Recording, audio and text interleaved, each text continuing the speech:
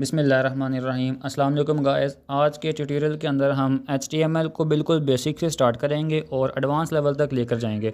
इसमें हम HTML के एंड टू एंड सारे टैग्स को डिस्कस करेंगे और कुछ प्रोजेक्ट भी बनाएंगे जिससे हमें पता चलेगा कि HTML से किस तरह वेबसाइट तैयार की जाती है। गाइस, आज का ट्यूटोरियल बिगिनर्स के लिए बहुत इंपॉर्टेंट और स्पेशल होने वाला है। इसके अलावा वो लोग जो अभी कोडिंग और प्रोग्रामिंग कर रहे हैं उनके लिए भी ये बहुत इंटरेस्टिंग होने वाला है, क्योंकि इसमें मैं आपको बहुत से एक्स्ट्रा इन्फॉर्मेशन और टिप्स देने वाला हूं जिससे आप बहुत जल्द कोडिंग सीख सकते हैं। सो गाइस, स्टार्ट करते हैं अपना आज का एंड टू एंड HTML का ट्यूटोरियल। Let's start.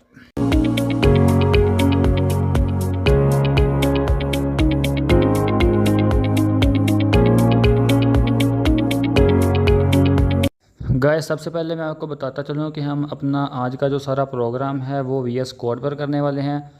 सबसे पहले हम VS कोड को डाउनलोड कर लेते हैं। VS कोड को डाउनलोड करने के लिए हम अपना ब्राउज़र ऑन करते हैं और यहाँ पर हम टाइप करेंगे VS कोड डाउनलोड और इसको ओपन कर लेते हैं। यहाँ पर ये जो सबसे पहला लिंक है code.visualstudio.com, इसको हम ओपन करते हैं। इसको ओपन करने के बाद ये सबसे पहले हमसे पूछ रहा है कि आप इसको किसके अंदर डाउनलोड करना चाहते हैं, विंडोज़ में या मैक में। मैं अभी इसे विंडोज़ में डाउनलोड करना चाहता हूँ, तो विंडोज़ को प्रेस कर देते हैं और इसको हम यहाँ पर डाउनलोडिंग इसकी स्टार्ट कर देते हैं। हमारी जो डाउनलोडिंग है वो कंप्लीट हो गई है। अब हम सबसे पहले इसको अपने पीसी के अंदर आके इंस्टॉल कर लेते हैं। इंस्टॉल करने के लिए हम अपना प्रोग्राम से जो फ़ोल्डर जहाँ हमने इसे डाउनलोड किया है वहाँ पर आके इसे ओपन करते हैं। इसको जब हम ओपन करेंगे तो सबसे पहले हमसे ये पूछ रहा है कि आप क्या हमारी टर्म्स एंड कंडीशंस को अप्लाई करते हैं। इसके लिए हम एक्सेप्ट द एग्रीमेंट करते हैं और नेक्स्ट प्रेस कर देते हैं। यहाँ पर भी नेक्स्ट और अगेन नेक्स्ट को प्रेस करते हैं। यहाँ पर आप इसे देखें, ये बहुत इंपॉर्टेंट चीज़ है। यहाँ पर आपको सब बॉक्सेस को चेक करना है और अगेन नेक्स्ट कर देते हैं और फाइनली हमारा जो VS कोड है वो इंस्टॉल होना स्टार्ट हो गया है और इसको हम आप कर देते हैं फिनिश। सबसे पहले इसके अंदर VS कोड के अंदर जो आपको सबसे पहला इंटरफेस देखने को मिलेगा वो कुछ इस तरह से होगा। और अब हम अपने किसी ब्राउज़र या किसी वेबसाइट की तरफ विज़िट करेंगे और उसकी इंस्पेक्शन देखते हैं। मैं अगर अपना गूगल ब्राउज़र ऑन करता हूँ और यहाँ पर आके मैं इसे राइट क्लिक करके इंस्पेक्ट पेज को ओपन कर लेता हूँ, तो यहाँ पर ये देखें, इस पेज के पीछे जो प्रोग्रामिंग और कोडिंग की जाती है वो यहाँ पे इंस्पेक्ट के अंदर शो हो रही होती है। ये देखें, जैसा कि आप यहाँ से इसको सेट करके देख सकते हैं कि हमारी किन मोबाइल पर, किस डिवाइस पर हमारा ये पेज किस तरह से दिखेगा। यहाँ पर मैं iPad mini को अगर प्रेस करता हूँ तो ये देखें हमारे iPad mini पर कुछ इस तरह से शो होगा। इसी तरह से अगर मैं इसे गैलेक्सी फोल्ड पर देखूँ तो ये कुछ इस तरह से होगा। इसके अलावा जो इसके बैकग्राउंड पे जो प्रोग्रामिंग की जाती है उसको देखने के लिए यहाँ पर हमारे लिए इंस्पेक्ट पेज यूज़ किया जाता है। जैसा कि हम यहाँ पर देख सकते हैं, ये यहाँ पर HTML, CSS और जावास्क्रिप्ट का यूज़ किया गया है। जैसा कि आप यहाँ पर देख रहे हैं, ये CSS, जावास्क्रिप्ट और HTML को यूज़ किया गया है।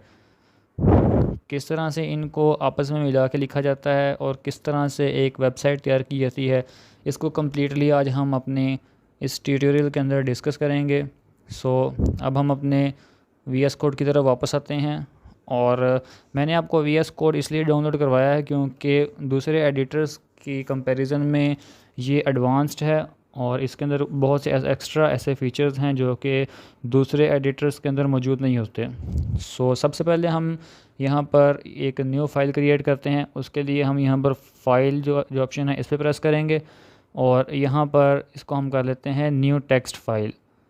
न्यू टेक्स्ट फाइल करने के बाद अब हम इस पेज को कर देते हैं सेव करने के लिए हम अगेन फाइल वाले पेज पे जाके प्रेस करते हैं सेव एज़ और इसे मैं कर लेता हूँ सेव करने के लिए मैं अपने डाउनलोड्स वाले फ़ोल्डर के अंदर एक न्यू फ़ोल्डर क्रिएट कर रहा हूँ जिसका मैं नाम रखता हूँ मैं नाम रख देता हूँ इसका HTML और इसके अंदर मैं इसे सेव कर देता हूँ क्योंकि आज हमारा कंप्लीट ट्यूटोरियल है HTML पर। मैं इसे कंप्लीट ट्यूट के नाम से इसे सेव कर लेता हूँ। और एक चीज़ बहुत इंपॉर्टेंट है कि यहाँ पर आपको सेव करते वक्त इसके आगे एक एक्सटेंशन लाजमी लिखनी है, डेट इज़ .html। इसके अगर आप ये यूज़ नहीं करते तो आपका पेज सिंपल टेक्स्ट फाइल में सेव होगा और वो आपके ब्राउज़र पर रन नहीं होगा। इसको हम कर लेते हैं सेव। और अब हम डिस्कस करते हैं कि हम किस तरह से अपने ट्यूटोरियल को स्टार्ट करेंगे, उसके बाद कुछ प्रोजेक्ट्स बनाएंगे और किस तरह से हम बेसिक टू एडवांस HTML को स्टडी करेंगे। गाइस, आपकी इसके लिए मैंने आज के इस ट्यूटोरियल को 4 डिफरेंट लेवल्स में डिवाइड कर दिया है।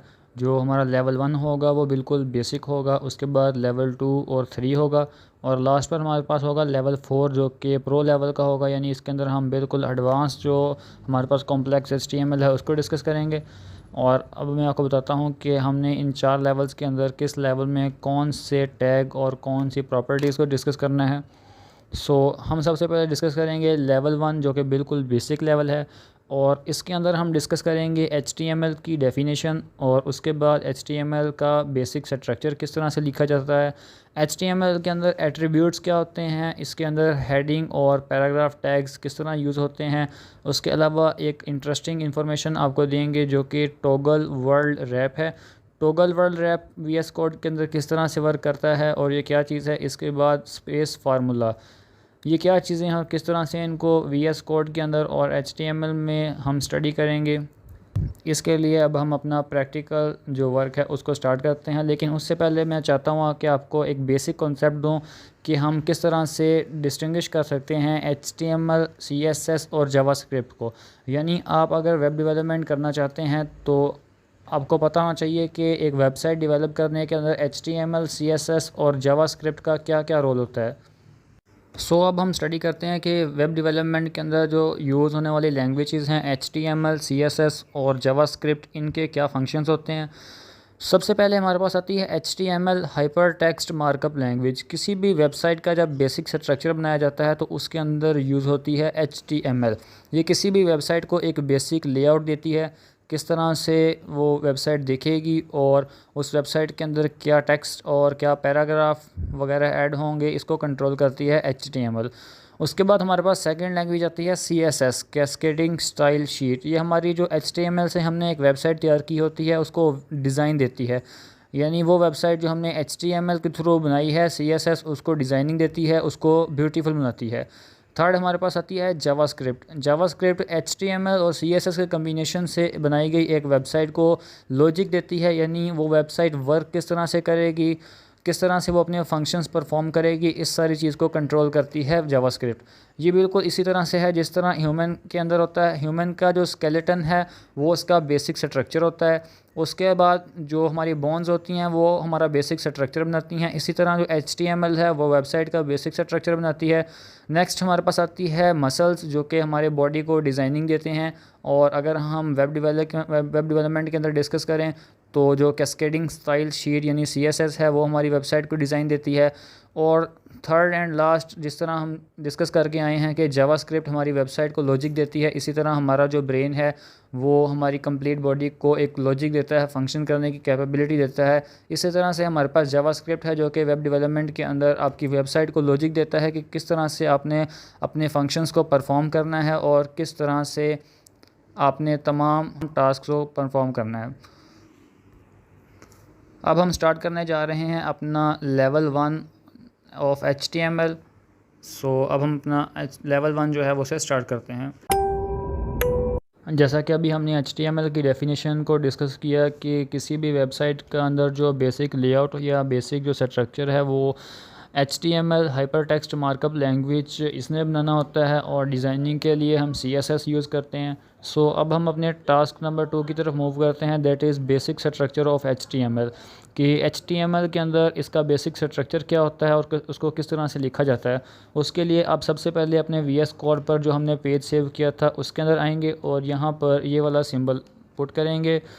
ये वाला सिंबल पुट करने के बाद आपको ये 2 ऑप्शंस दे रहा है, आप इसमें से पहले वाले ऑप्शन को क्लिक करेंगे तो आपके पास इस तरह का एक स्ट्रक्चर आ जाएगा। ये HTML का बेसिक स्ट्रक्चर है। आप जब भी अपना कोड स्टार्ट करेंगे तो ये स्ट्रक्चर आपको लाजमी तौर पर लिखना होगा। अब हम इसको डिस्कस कर लेते हैं कि इस पूरे कोड के अंदर बेसिकली लिखा क्या हुआ है। सबसे पहले मैं आपको एक बहुत इंपॉर्टेंट चीज़ बताता चलूँ कि HTML के अंदर हम जो भी प्रॉपर्टी या फंक्शन यूज़ करेंगे वो टैग्स के अंदर यूज़ करेंगे। अब ये टैग क्या है, टैग को डिस्कस करते हैं। बेसिकली हम इन दो सिंबल्स को टैग बोलते हैं, एक ग्रेटर दैन और एक लेसर दैन। अब हम अपनी जो भी प्रॉपर्टी डिस्कस करेंगे, जो भी प्रॉपर्टी यूज़ करेंगे, जैसे भी हम उसे स्टडी करेंगे, हम उन्हें टैग्स के अंदर शो करेंगे। और अगर हम इसे टैग के अंदर नहीं लिखते तो ये हमारी जो प्रॉपर्टी है ये वर्क नहीं करेगी। सबसे पहले हमारे पास ये एक HTML का टैग है और यहाँ पर भी HTML का एक टैग है। इसके लेफ़्ट साइड पे एक टैग स्टार्ट किया गया है और राइट साइड पे इसको क्लोज़ कर दिया गया है। इसी तरह से हमारे पास बॉडी और हेड टैग हैं, इनको भी लेफ़्ट साइड से ओपन किया गया और बाद में क्लोज़ कर दिया गया है। अब हम डिस्कस करते हैं कि इसके अंदर ये 3-4 लाइंस लिखी हुई हैं, इनका क्या मतलब है। और ये भी आपको ये देखने में बहुत ख़तरनाक लग रही हैं, लेकिन ये बिल्कुल भी ख़तरनाक नहीं है, ये बहुत ईजी हैं। सो अब हम इनको डिस्कस करते हैं। इसके अंदर ये जो 3 लाइंस लिखी हुई हैं, ये बेसिकली आपके पेज की जो विड्थ है उसको कंट्रोल करती हैं कि जो आपकी स्क्रीन है उसकी जो विड्थ है वो कितनी होगी और किस तरह से आप इसको रन करेंगे और आपके आउटपुट में वो किस तरह से शो होगा, उसको कंट्रोल करती हैं ये 3 लाइंस। और यहाँ पर हमारे पास एक टैग है जो कि टाइटल टैग है और इसके अंदर हमारे पास यहाँ लिखा हुआ है डॉक्यूमेंट। आप यहाँ पर अगर कुछ भी लिखते हैं, मैं यहाँ पर लिखता हूँ कोड विद HMA और अब हम पेज को रन करते हैं। पेज को रन करने के लिए हम यहाँ पर आएंगे और रन के ऑप्शन में जाके स्टार्ट डीबगिंग को प्रेस करने के बाद हम अपने क्रोम ब्राउज़र के अंदर इसको ओपन करते हैं। ये देखें हमारे पास ये आउटपुट आ गया है। यहाँ पर एक न्यू टैब में यहाँ पर हमारे पास कोड विद HMA प्रिंट हो गया है, क्योंकि हमने अपने टाइटल टैग के अंदर कोड विद HMA पुट किया था। जैसा कि आप यहाँ पर देख रहे हैं, हमने अपने टाइटल टैग के अंदर कोड विद HMA पुट किया था। सो हमारे पास वहाँ पेज का जो टाइटल है वो कोड विद HMA के नाम से आ गया है। आप यहाँ पर जो भी प्रिंट करेंगे आपके पास वहाँ टाइटल में वो प्रिंट हो जाएगा। अब हम अपनी HTML का जितना भी कोड है वो बॉडी टैग के अंदर लिखेंगे। बॉडी टैग का मीन ये है कि एक ये बॉडी टैग स्टार्ट हो रहा है और उसके बाद यहाँ हमारा जो बॉडी टैग है वो एंड हो रहा है। अब हम अपना जो कोड भी लिखेंगे उसको इसके अंदर लिखेंगे। अगर हमारा जो कोड है वो इन बॉडी टैग से बाहर चला जाता है तो वो हमारा आउटपुट के अंदर शो नहीं होगा और हमें उसका आउटपुट नहीं मिलेगा। और अब हम अपनी नंबर 3 जो टास्क है उसको डिस्कस करेंगे। That is what are attributes. Attributes क्या होते हैं? एट्रीब्यूट्स को डिस्कस करने के लिए मैं इन 3 लाइंस की हेल्प लूँगा। जैसा कि आप यहाँ पर देख सकते हैं, हमारे पास एक टैग स्टार्ट हो रहा है और यहाँ पर टैग का नेम है मेटा और यहाँ पर जो टैग है ये आकर क्लोज़ हो गया है। लेकिन इसके अंदर बहुत सी एक्स्ट्रा चीज़ों को ऐड किया गया है, जैसा कि नेम, कंटेंट। और अगर हम ऊपर वाली लाइन में डिस्कस करें तो ये भी हमारे पास एक मेटा टैग है और उसके अंदर भी हमने 2 एक्स्ट्रा चीज़ों को डिस्कस किया है, दैट इज़ HTTP इक्वी और एक कंटेंट, जैसा कि आप यहाँ पर देख रहे हैं। किसी भी टैग के अंदर किसी एक्स्ट्रा जो चीज़ को यूज़ किया जाता है उसे हम एट्रीब्यूट कहते हैं। जैसा कि यहाँ पर भी हमारे पास एक मेटा टैग है और हमने इसके अंदर एक कैरेक्टर सेट नाम की जो प्रॉपर्टी है इसको एक्स्ट्रा डिस्कस किया है। सो इसे हम एट्रीब्यूट कहेंगे, यानी किसी भी टैग के अंदर जो हम एक्स्ट्रा चीज़ डिस्कस करते हैं उसकी वैल्यू असाइन करते हैं, उसको हम कहते हैं एट्रीब्यूट। अब हम अपनी एक्चुअल HTML को स्टार्ट करते हैं और सबसे पहले हम 2 बेसिक टैग्स को डिस्कस करेंगे। दैट इज़ हमारे पास हैं हेडिंग, एक हमारे पास है हेडिंग टैग और नंबर 2 पर हमारे पास है पैराग्राफ टैग। पैराग्राफ टैग हम 2 टैग्स को डिस्कस करेंगे, हेडिंग टैग और पैराग्राफ टैग। हमने बॉडी टैग के अंदर अपने 2 वर्ड्स को टाइप किया है, heading tag and paragraph tag. जब आप इसे आउटपुट पर आएंगे, यहाँ पर आपको पेज को रिफ़्रेश करेंगे तो ये देखिए हमारे पास ये प्रिंट हो चुका है, यहाँ पर heading tag and paragraph tag. अब जो कुछ भी इस बॉडी टैग के अंदर लिखेंगे वो हमारे पास आउटपुट के अंदर प्रिंट हो जाएगा। सो अभी हम यहाँ पर देखते हैं कि जो हमारा हेडिंग टैग और पैराग्राफ टैग है वो एक ही लाइन के अंदर प्रिंट हो गया है, लेकिन हमने अपने कोड के अंदर नहीं, सेपरेट लाइंस के अंदर लिखा है। सो इनको अब हम डिफरेंट करने के लिए, हम इसे 2 डिफरेंट लाइंस में करने के लिए यहाँ पर एक टैग यूज़ करेंगे, that is break tag, BR tag. इसको लिख लेते हैं BR। एक टैग स्टार्ट किया हमने, उसके अंदर लिखा BR और टैग क्लोज़ कर दिया। अब हम जब यहाँ पर आके पेज को रिफ़्रेश करेंगे तो ये देखें हमारे पास हेडिंग टैग और पैराग्राफ टैग की जो 2 लाइंस हैं वो डिफरेंट हो गई हैं। अभी आपको डरने की बिल्कुल ज़रूरत नहीं है कि ये BR टैग कैसे आया, कहाँ से आया और किस तरह हमने इसे यूज़ किया, क्योंकि हम अपने इनकमिंग जो टास्क हैं उसके अंदर ब्रेक टैग को भी बहुत एक्सप्लेनेशन के साथ डिस्कस करेंगे। सो अब हम स्टार्ट करते हैं अपनी HTML। सो सबसे पहले जैसा कि मैंने आपको बताया कि हम यहाँ पर यूज़ करने वाले हैं हेडिंग टैग को। हेडिंग टैग को यूज़ करने से पहले मैं आपको बताता चलूँ कि हेडिंग टैग बेसिकली हमारे पास 6 तरह के होते हैं, और यहाँ पर मैं सबसे पहले एक BR टैग लगा देता हूँ और यहाँ पर स्टार्ट करते हैं अपना हेडिंग टैग। हेडिंग टैग हमारे पास होते हैं 6 किस्म के, 6 तरह के हेडिंग टैग हमारे पास होते हैं, और उनको हम नाम देते हैं H1, और इस तरह से हमारे पास H2, H3, H4, H5 और H6 अप टू H6 हमारे पास 6 तरह के हेडिंग टैग होते हैं। लाइक मैं अगर इसे कॉपी कर लूँ यहाँ से और यहाँ पर मैं इसे पेस्ट कर देता हूँ, अगेन मैं इसे पेस्ट कर देता हूँ, और मैं इसे यहाँ पर 6 टाइम्स पेस्ट करूँगा, क्योंकि हमारे पास जो हेडिंग टैग है वो 6 तरह की होती है। H1, H2, H3 और अप टू H6 हमारे पास ये 6 तरह की हेडिंग्स होती हैं। अब हम यहाँ पर हम H1 के अंदर सबसे पहले एक वर्ड ऐड करते हैं, जैसा कि हम यहाँ पर लिखेंगे अपना first code, that is hello world. अब हम इस पेज को सेव करते हैं Ctrl+S से, और अपने आउटपुट के अंदर जाके इसे करते हैं रिफ़्रेश। तो ये देखें हमारे पास जो हमने सिंपल वर्ड्स लिखे थे वो सिंपल टेक्स्ट फाइल के अंदर हमें शो हो रहे हैं, लेकिन जो हमने H1 टैग के अंदर यानी हेडिंग टैग के अंदर लिखा था वो हमें बोल्ड और फॉन्ट साइज़ इसका ज़्यादा है, एक हेडिंग की फॉर्म में हमें ये शो हो रहा है। ये हमारा था H1 टैग, और हम दूसरे हेडिंग टैग को डिस्कस करते हैं। उसके लिए हम यहाँ पर H1 की बजाय कर देते हैं H2। सो H2 करने के बाद अब मैं यहाँ पर सेम वर्ड टाइप करता हूँ, दैट इज़ हेलो वर्ल्ड, और पेज को हम सेव कर देते हैं। और जब यहाँ पर आके हम इसे रिफ़्रेश करते हैं तो ये देखें हमारे पास जो H1 से H2 का जो फ़ॉन्ट साइज़ है वो थोड़ा कम है। इसी तरह जब हम नेक्स्ट आगे मूव करते जाएंगे H3, H4 और H6 तक, ये जो साइज़ है ये आहिस्ता आहिस्ता डिक्रीज़ होता जाएगा। लाइक जैसा मैंने अभी H3 के अंदर यहाँ पर इसे H3 कर देता हूँ, और यहाँ पर मैं आके प्रिंट करता हूँ हेलो वर्ल्ड, और अपने क्रोम ब्राउज़र के अंदर जाके जब हम इसे रिफ़्रेश करेंगे तो ये देखें हमारे पास in the form of heading है, लेकिन इसका जो फ़ॉन्ट साइज़ है वो H1 और H2 दोनों से कम है। सेम इसी तरह जब मैं इस वर्ड को अप टू H6 पुट करूँगा हेलो वर्ल्ड को, तो जो इसका फ़ॉन्ट साइज़ है वो कंटिन्यूसली डिक्रीज़ होता जाएगा। सो मैं भी इसे यहीं पे कॉपी पेस्ट कर देता हूँ।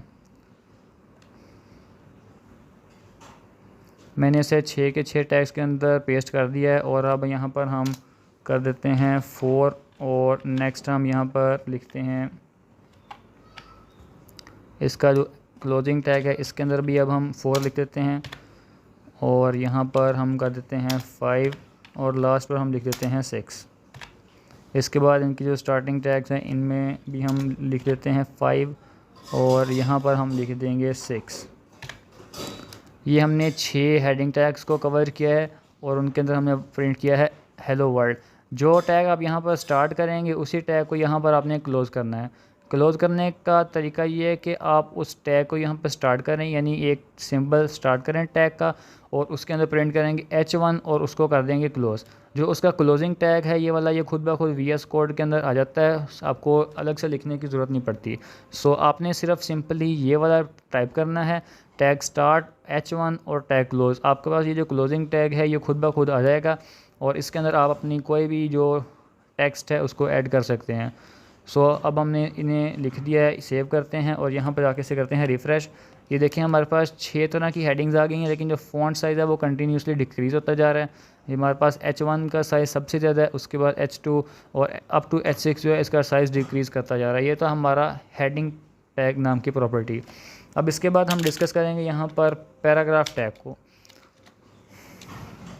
पैराग्राफ टैग को डिस्कस करते हैं। पैराग्राफ टैग बिल्कुल सिंपल है। आप यहाँ पर एक टैग स्टार्ट करेंगे, इसके अंदर लिखेंगे इसका फर्स्ट लेटर P और टैग को कर देंगे क्लोज़। ये देखें हेडिंग टैग की तरह, जिस तरह हमने H1 स्टार्ट किया था उसका क्लोजिंग टैग खुद ब खुद आगे आ गया था। ये P टैग को हमने स्टार्ट किया, इसका जो क्लोजिंग टैग है वो भी सामने आ गया है। अब हम इसके अंदर जो लिखेंगे वो in the form of paragraph हमारे पास शो होगा। लाइक मैं यहाँ पर अभी प्रिंट कर देता हूँ this is a complete HTML tutorial. यहाँ पर मैंने प्रिंट कर दिया this is a complete HTML tutorial, और यहाँ पर आके मैं इसे करता हूँ रिफ़्रेश। ये देखिए, ये हमारे पास सिंपल टेक्स्ट के अंदर this is a complete HTML tutorial हमारे पास यहाँ पे प्रिंट हो गया है। और आप देख रहे हैं ये हमारे पास, हमने हालांकि यहाँ पर ब्रेक टैग यूज़ नहीं किया, यहाँ पर हमने ब्रेक टैग यूज़ नहीं किया, लेकिन ये हमारे पास न्यू लाइन के अंदर आ रहा है। सो जब भी हम कोई न्यू टैग स्टार्ट करते हैं, लाइक हमारे पास पैराग्राफ टैग हो गया, या इसी तरह आप नेक्स्ट डिस्कस करेंगे हम डिव और स्पैन टैग्स को, उनके अंदर भी यहाँ पर आपको ब्रेक लगाने की ज़रूरत नहीं होती, सिंपली वो खुद ही नेक्स्ट लाइन पर चले जाते हैं। जैसा कि अभी हमने यहाँ पर पैराग्राफ टैग को डिस्कस किया, और यहाँ पर आके जब हमने रिफ़्रेश किया इसे, तो ये देखें ये उस लाइन पर नहीं आया, और जो हमने उस पैराग्राफ के टैग के अंदर लिखा वो हमारे पास यहाँ पर प्रिंट हो गया। अगर आप चाहते हैं यहाँ पर कोई भी टेक्स्ट आप ऐड करें और वो बहुत ज़्यादा लेंथी हो, तो उसके लिए हम क्या करते हैं कि यहाँ पर हम लिखते हैं एक वर्ड लोरम, LOREM लोरम, और यहाँ पर आप जितने वर्ड्स इसके ऐड करना चाहते हैं उन्हें प्रिंट कर दें। लाइक मैं यहाँ 50 वर्ड्स ऐड करना चाहता हूँ तो 50 लिखूँगा, और इसे कर देते हैं प्रेस। ये देखें, ये हमारे पास एक कंटिन्यूसली एक लंबी लाइन के अंदर इस पैराग्राफ के 50 वर्ड्स जो हैं वो ऐड हो चुके हैं। सो अब हम यहाँ पर अपनी नेक्स्ट जो प्रॉपर्टी है उसको यूज़ करेंगे, that is toggle word rap. ये बहुत इंटरेस्टिंग प्रॉपर्टी है। इसके अंदर जैसा कि आप देख रहे हैं हमारे पास बहुत एक लेंथी, एक ही लाइन के अंदर पूरा पैराग्राफ कंटिन्यूसली हमारे पास प्रिंट हो गया है। सो अब हम क्या करेंगे, इसको हम कर लेते हैं सिलेक्ट, और इसको हमने कम्प्लीटली सिलेक्ट कर लिया। सिलेक्ट करने के बाद हम अपने सेटिंग्स वाले पेज में आएंगे, और यहाँ पर आएंगे कमांड पैलेट। कमांड पैलेट में आकर यहाँ पर हम ये सबसे पहले जो हमारे पास एक व्यू के अंदर टॉगल वर्ड रैप नाम का ऑप्शन है, इसको प्रेस करेंगे। अगर आपके पास ये शो नहीं हो रहा तो आप यहाँ पर इसको सर्च भी कर सकते हैं। जब हम इसे सर्च इस तरह से क्लिक करेंगे तो ये देखें हमारी जो एक कंटिन्यूसली लंबी लाइन थी वो यहाँ पर हमारे पास एक ही पेज के अंदर शो हो रही है। अब हमें बार बार कोड लिखने के लिए आगे नहीं जाना पड़ेगा। सो ये आपकी ईज़ के लिए एक प्रॉपर्टी है। और अब हम नेक्स्ट डिस्कस करते हैं। नेक्स्ट हमारे पास जो टास्क है दैट इज़ स्पेस फार्मूला। अब जब माइक्रोसॉफ्ट वर्ड के अंदर या माइक्रोसॉफ्ट एक्सेल के अंदर एक प्रेजेंटेशन या असाइनमेंट तैयार कर रहे होते हैं, तो उसके अंदर जब सिंपली आप यहाँ पर एक स्पेस प्रिंट करते हैं या मल्टीपल स्पेस प्रिंट करते हैं, तो आपके पास आउटपुट के अंदर भी मल्टीपल स्पेसेस प्रिंट हो जाती हैं। लेकिन हमारे पास HTML के अंदर ऐसा नहीं होता। लाइक यहाँ पर हमारे पास एक वर्ड है DOLOR डॉलर, तो मैं यहाँ पर इसके अंदर आके L के बाद यहाँ पर मल्टीपल स्पेसेस ऐड कर देता हूँ, और जब यहाँ पर आके हम इसे रिफ़्रेश करेंगे तो ये देखिए यहाँ पर आउटपुट के अंदर हमारे पास सिंपली सिर्फ एक ही जो स्पेस है वो पुट हुई है, और मल्टीपल जो स्पेसेस हैं वो पुट नहीं हुई। सो इसके लिए हम क्या करना होगा हमें कि हम यहाँ पर एक फार्मूला प्रिंट करते हैं। बहुत सिंपल और इजी फार्मूला है, दैट इज़ यहाँ पर हम प्रिंट करेंगे। सबसे पहले लिखेंगे एंड, और इसके बाद लिखेंगे NBSP, और यहाँ पर लगा देंगे एक सेमीकोलन, जैसा कि हमारे पास ये नीचे शो भी आ रहा है एंड NBSP सेमीकोलन। अब हम इस एक बार जब हम इसे प्रिंट करेंगे तो इसका मतलब है कि हमने एक बार यहाँ पर स्पेस प्रिंट की है। सो एक बार लगाने से हमारे पास एक बार स्पेस प्रिंट होगी, और इसमें कॉपी कर देता हूँ यहाँ पे, और मल्टीपल टाइम जो है इसे मैं यहाँ पर कर देता हूँ पेस्ट। लाइक मैं इसे यहाँ पर 3 और मैं इसे कर देता हूँ 5 टाइम पेस्ट कर देता हूँ इसे मैं यहाँ पर। और जब हम अपने पेज के अंदर आके रिफ़्रेश करेंगे तो ये देखें L के बाद हमारे पास 5 स्पेसेस आ चुकी हैं। और अगर मैं इसे लाइक यहाँ पर 2 बार मज़ीद प्रिंट कर देता हूँ 1, और अब हमारे पास ये टोटल 7 स्पेसेस लग चुकी हैं। यहाँ पर आके जब हम इसे रिफ़्रेश करेंगे तो ये देखें ये जो हमारे पास L और O है इसके दरमियान 7 स्पेसेस आ चुकी हैं। ये था हमारा स्पेस फार्मूला नाम का प्रॉपर्टी। हमने लेवल 1 के अंदर अपनी 7 प्रॉपर्टीज़ को डिस्कस किया, दैट आर, सबसे पहले हमने देखा कि HTML की डेफिनेशन क्या है और हमारी वेब डेवलपमेंट के अंदर HTML का क्या रोल है। और उसके बाद हमने HTML का बेसिक स्ट्रक्चर देखा कि HTML का बेसिक स्ट्रक्चर किस तरह से लिखा जाता है। और उसके बाद हमने डिस्कस किया कि HTML के अंदर एट्रीब्यूट्स क्या होते हैं। और उसके बाद हमने HTML को 2 टैग्स को डिस्कस किया, that are heading and paragraph tags. और उसके बाद हमने एक बहुत ही इंटरेस्टिंग इन्फॉर्मेशन देखी, that is toggle word wrap के अगर आप चाहते हैं कि आपकी जो लाइन है वो एक ही पेज पर रहे और आपको यहाँ से एक एक्स्ट्रा स्क्रॉल बार शो ना हो, तो उसके लिए हम यूज़ करते हैं टॉगल वर्ड रैप। और आखिर पर हमने एक फार्मूला डिस्कस किया, दैट इज़ NBSP और एक सेमीकोलन, जो कि हम यूज़ करते हैं स्पेस के लिए। अब हम स्टार्ट करते हैं अपना लेवल 2। सबसे पहले तो हम देख लेते हैं कि लेवल 2 के अंदर हम कौन कौन से टैग्स को डिस्कस करने वाले हैं। लेवल 2 के अंदर हम जो टैग्स डिस्कस करेंगे उसमें हमारे पास सबसे पहले आता है ब्रेक टैग, जो कि अभी थोड़ी देर पहले हमने डिस्कस भी किया। उसके बाद एंकर टैग, नंबर 9 पर इमेज टैग और बोल्ड टैग। इसके बाद हमारे पास आता है अंडरलाइन और इटैलिक टैग। 13 नंबर पर हमारे पास आता है हॉरिजेंटल रूल टैग। और लास्ट पर हमारे पास दो टैग्स हैं, सबस्क्रिप्ट एंड सुपरस्क्रिप्ट टैग। किस तरह से इनको यूज़ करते हैं उसके लिए हम चलते हैं अपने VS कोड पर। हमने अपना VS कोड ओपन कर लिया है और हम यहाँ पर अपना जो सबसे पहला टैग है लेवल 2 का उसको डिस्कस करते हैं। हमारे पास सबसे पहले जो लेवल 2 के अंदर टैग आता है that is break tag. Break tag को हमने ऊपर भी डिस्कस किया है कि आप जब किसी भी लाइन को सेपरेट करना चाहें तो वहाँ पे ब्रेक टैग यूज़ करते हैं। मैं सबसे पहले इसको अगेन यहाँ से एक बार रन कर लेता हूँ और इसे मैं अपने क्रोम ब्राउज़र पे ओपन कर रहा हूँ। आप किसी भी ब्राउज़र पर ओपन कर सकते हैं इसे। ये हमारे पेज की आउटपुट आ चुकी है। अब मैं इसके अंदर कुछ चेंजिंग्स करूँगा, यानी मैं इसके अंदर अब अपने जो न्यू टैग्स हैं उनको अप्लाई करूँगा। मैं यहाँ पर सबसे पहले अगर यूज़ करता हूँ ब्रेक टैग, उसके लिए मैं इस स्टेटमेंट की हेल्प लूँगा।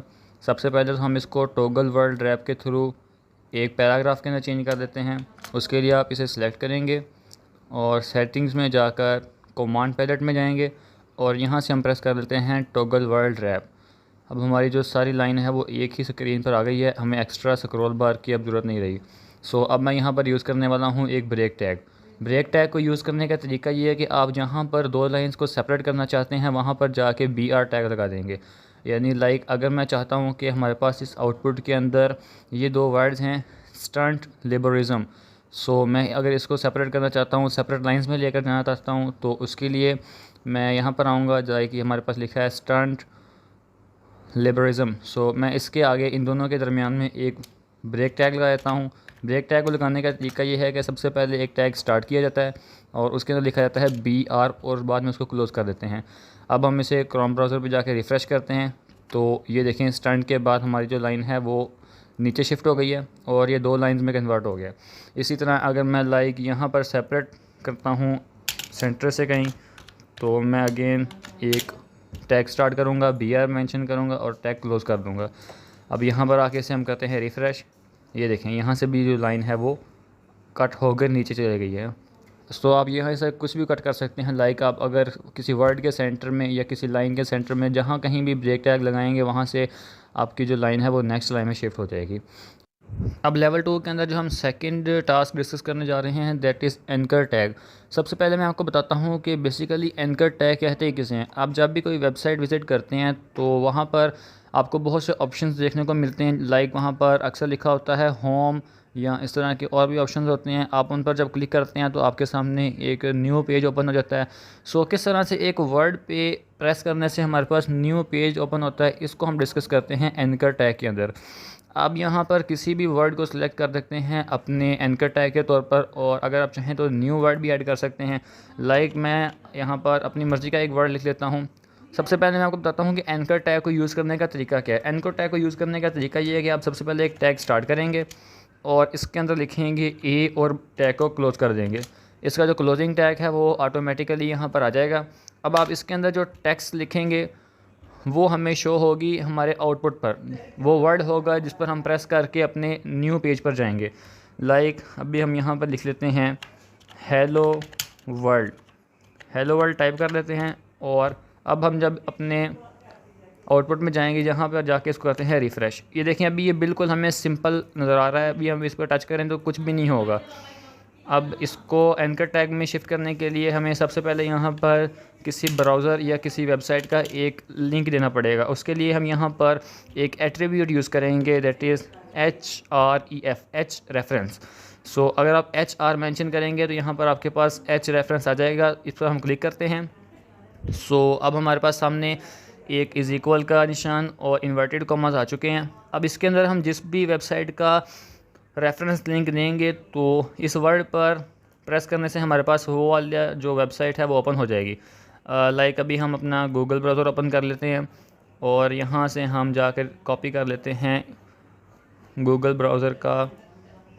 लाइक मैं यहाँ लिखता हूँ www.google.com। अब हम यहाँ से गूगल ओपन कर लेते हैं। ये हमारे पास गूगल आ गई है। यहाँ से मैं इसका जो लिंक है उससे कॉपी कर लेता हूँ और यहाँ पर आके इसे हम कर देते हैं पेस्ट। जब हम इसे यहाँ पर पेस्ट करेंगे तो यहाँ पर जाके अब हम इसे रिफ़्रेश करते हैं। ये देखें हमारी ये जो टेक्स्ट है ये ब्लू कलर में शिफ्ट हो गई है और इसके नीचे एक अंडरलाइन आ गई है। अब जब भी हम इस पर क्लिक करेंगे हमारे पास एक गूगल ब्राउज़र जो है वो ओपन हो जाएगा। अब यहाँ से हम बैक जाते हैं। अब जब भी आप यहाँ पर इसके ऊपर क्लिक करेंगे तो आपके पास गूगल ब्राउज़र ओपन हो जाएगा। ये है फंक्शन एंकर टैग का। इसी तरह से अगर आप चाहते हैं कि एक पेज को प्रेस करने से आपकी अपनी वेबसाइट का कोई और पेज ओपन हो जाए तो वो भी हम एंकर टैग के थ्रू ही करते हैं। उसको करने का तरीका ये होता है कि हम यहाँ पर पहले एक फ़ाइल क्रिएट कर लेते हैं। लाइक मैं यहाँ पर एक न्यू टेक्स्ट फाइल ले लेता हूँ, इसको मैं कर लेता हूँ सेव। इसे मैं वहीं पर सेव करूँगा जहाँ पर हमने कहा HTML मतलब फ़ोल्डर के अंदर सेव किया था। लाइक मैं इसे किसी भी नाम से सेव कर लेता हूँ। अभी यहाँ पर हम एक सिंपल नेम दे देते हैं लाइक code.html। यहाँ पर एक्सटेंशन सेम आएगी .html। इसे कर लेते हैं सेव। इसको जब हम सेव करेंगे तो यहाँ पर भी बेसिक स्ट्रक्चर पुट कर लेते हैं अपने HTML का और यहाँ पर बॉडी के अंदर हम एक हेडिंग टैग दे देते हैं। लाइक यहाँ पर मैंने H1 टैग दे दिया और इसके अंदर प्रिंट कर देता हूँ। मैं यहाँ पर प्रिंट करता हूँ हेलो वर्ल्ड। पेज को सेव कर लेते हैं और इसका जो लिंक है ये हमारे पास बेसिकली इसका नाम ही होता है, जैसा कि यहाँ पर हमारे पेज का नाम है code.html। अब मैं यहाँ पर आके एक न्यू एंकर टैग लेता हूँ। लाइक मैं यहाँ पर एक न्यू एंकर टैग स्टार्ट करता हूँ और इसके अंदर पुट करता हूँ अपना सेम वर्ड भी ऐड कर सकते हैं और डिफरेंट वर्ड भी ऐड कर सकते हैं। लाइक अभी मैं यहाँ पर सिंपल हेलो पुट करता हूँ और यहाँ पर आके इसका जो रेफरेंस है वो मैं दे देता हूँ अपने इस पेज का, दैट इज़ code.html। इसके लिए हम यहाँ पर आते हैं और यहाँ पर मेंशन करेंगे कोड और आगे लिख देते हैं .html। ये है हमारे पेज का लिंक जो कि हमने अभी क्रिएट किया है। अब अपने पेज पे जाकर इसे हम करते हैं रिफ़्रेश। ये देखें जैसे ही मैं इसे रिफ़्रेश करता हूँ तो हमारे पास एक और एंकर टैग आ गया है हेलो के नाम से, जो कि अभी हमने मेंशन किया था इसके अंदर। अब सबसे पहले मैं यहाँ पर एक ब्रेक टैग लगाता हूँ ताकि जो दोनों एंकर टैग हैं वो न्यू लाइन्स पर शिफ्ट हो जाएँ। और अब हम कर लेते हैं इसे रिफ़्रेश। ये देखें अब जैसे ही हम इस हेलो वाले वर्ड पर क्लिक करेंगे तो ये देखें हमारे पास वो वाला पेज ओपन हो गया है जो कि हमने एक न्यू HTML फाइल तैयार की थी। ये देखें हमने यहाँ पर अपना एक हेडिंग टैग लिया था और इसके अंदर प्रिंट किया था हेलो वर्ल्ड। अब ये हमारे पास जैसे ही हमने यहाँ पर आके इस पेज को क्लिक किया तो हमारे पास ये ओपन हो गया। इमेज टैग को यूज़ करने के लिए हम यहाँ पर क्या करेंगे, सबसे पहले एक टैग स्टार्ट करते हैं और इसके अंदर हम लिखेंगे IMG और यहाँ पर डबल स्पेस के बाद हम इसे कर देते हैं क्लोज़। इमेज टैग का अलग से क्लोजिंग टैग नहीं होता, सो आपको सिंपली यहीं पे इसको क्लोज़ करना है और यहाँ पर आगे हम मेंशन करेंगे SRC मेंशन करने के बाद हमारे पास कुछ इस तरह से एक इंटरफेस आ जाएगा। अब यहाँ पर हमने उस इमेज का पाथ देना है, लोकेशन देनी है कि हमारे पीसी के अंदर वो जो इमेज है वो किस लोकेशन पर पड़ी है। उसके लिए मैं आपको दिखाता हूँ। जैसा कि मेरे पास जो हमने HTML का एक फ़ोल्डर क्रिएट किया था उसके अंदर एक इमेज नाम का फ़ोल्डर है IMG और इसके अंदर मेरी सारी पिक्स मौजूद हैं। सो अब मैं यहाँ पर आता हूँ और यहाँ पर सबसे पहले उस फ़ोल्डर का नाम लिखेंगे जहाँ पे हमारी पिक्स मौजूद हैं। उसके लिए मेरे फ़ोल्डर का नाम है IMG और उसके बाद एक स्लैश लगाएंगे। उसके बाद उस फ़ोल्डर के अंदर जितनी भी पिक्स हैं वो सारी आपके सामने आ चुकी हैं। आप यहाँ से कोई भी मेंशन कर सकते हैं। लाइक मैं यहाँ पर ये फ़र्स्ट वाली को क्लिक करता हूँ और पेज को सेव करते हैं। यहाँ पर आके जब हम रिफ़्रेश करेंगे ये देखें हमारे पास जो इमेज है वो यहाँ पर आ चुकी है। अब यहाँ पर देखें ये इमेज बहुत बड़ी है, आप इसकी हाइट और विड्थ को कंट्रोल कर सकते हैं। सबसे पहले तो मैं यहाँ पर एक ब्रेक टैग लगाता हूँ ताकि हमारे जो एंकर टैग और इमेज टैग है दोनों सेपरेट हो सकें। ब्रेक टैग लगाया, पेज को सेव करते हैं और यहाँ पर आके जब रिफ़्रेश किया तो ये देखें ये सेपरेट हो गए हैं। अब यहाँ पर हम इसकी विड्थ और हाइट को कंट्रोल करते हैं। उसके लिए हम इसी के अंदर यहाँ पर एक विड्थ नाम का एट्रीब्यूट यूज़ करेंगे। सो यहाँ पर हम लिखेंगे विड्थ, और विड्थ देने के लिए यहाँ पर हमारे पास बहुत से यूनिट हैं। लाइक हमारे पास जो स्क्रीन होती है उसके लेफ़्ट कॉर्नर से लेके राइट कॉर्नर तक हमारे पास 100% होता है। अगर 100% वैल्यू देंगे तो जो हमारी इमेज है वो पूरे जो हमारे पीसी की स्क्रीन है उसको कवर कर लेगी। अगर हम 50% देंगे तो वो हमारे पीसी का 50% यानी हाफ तक कवर करेगी। इसी तरह आप डिफरेंट परसेंटेज दे सकते हैं। सो अभी के लिए मैं यहाँ पर लाइक 25% देता हूँ और पेज को करते हैं से, यहाँ पर करते हैं रिफ़्रेश। ये देखें, जैसे ही मैंने इसकी वेट्स को 25% किया, अब ये हमारे पेज का 25% कवर कर रही है। यहाँ पर ऑलमोस्ट 50% बनता है और यहाँ पर 25, ये हमारे पेज का 25% कवर कर रही है। और इसकी जो हाइट है वो ऑटोमेटिकली सेट हो गई है। अगर आप अपनी मर्ज़ी से हाइट सेट करना चाहते हैं तो उसके लिए यहाँ पर आप हाइट नाम का एट्रीब्यूट यूज़ कर सकते हैं। लाइक यहाँ पर अगर मैं चाहता हूँ कि मैं इसकी हाइट 250 पिक्सल करना चाहता हूँ, यहाँ पर जो हाइट है वो हम पिक्सल्स के अंदर देते हैं, क्योंकि जो हाइट है वो हमारे पास यहाँ पे क्लियर नहीं होती है। आप जितना स्क्रॉल करते जाएंगे उतना नीचे आता जाएगा। सो यहाँ पर हम परसेंटेज यूज़ नहीं कर सकते, हम यहाँ पर पिक्सल यूनिट यूज़ करेंगे और पिक्सल को लिखने का तरीका होता है px। यहाँ पर आके इसे रिफ़्रेश करते हैं, ये देखें इसकी जो हाइट है वो 250 पिक्सल हो गई है।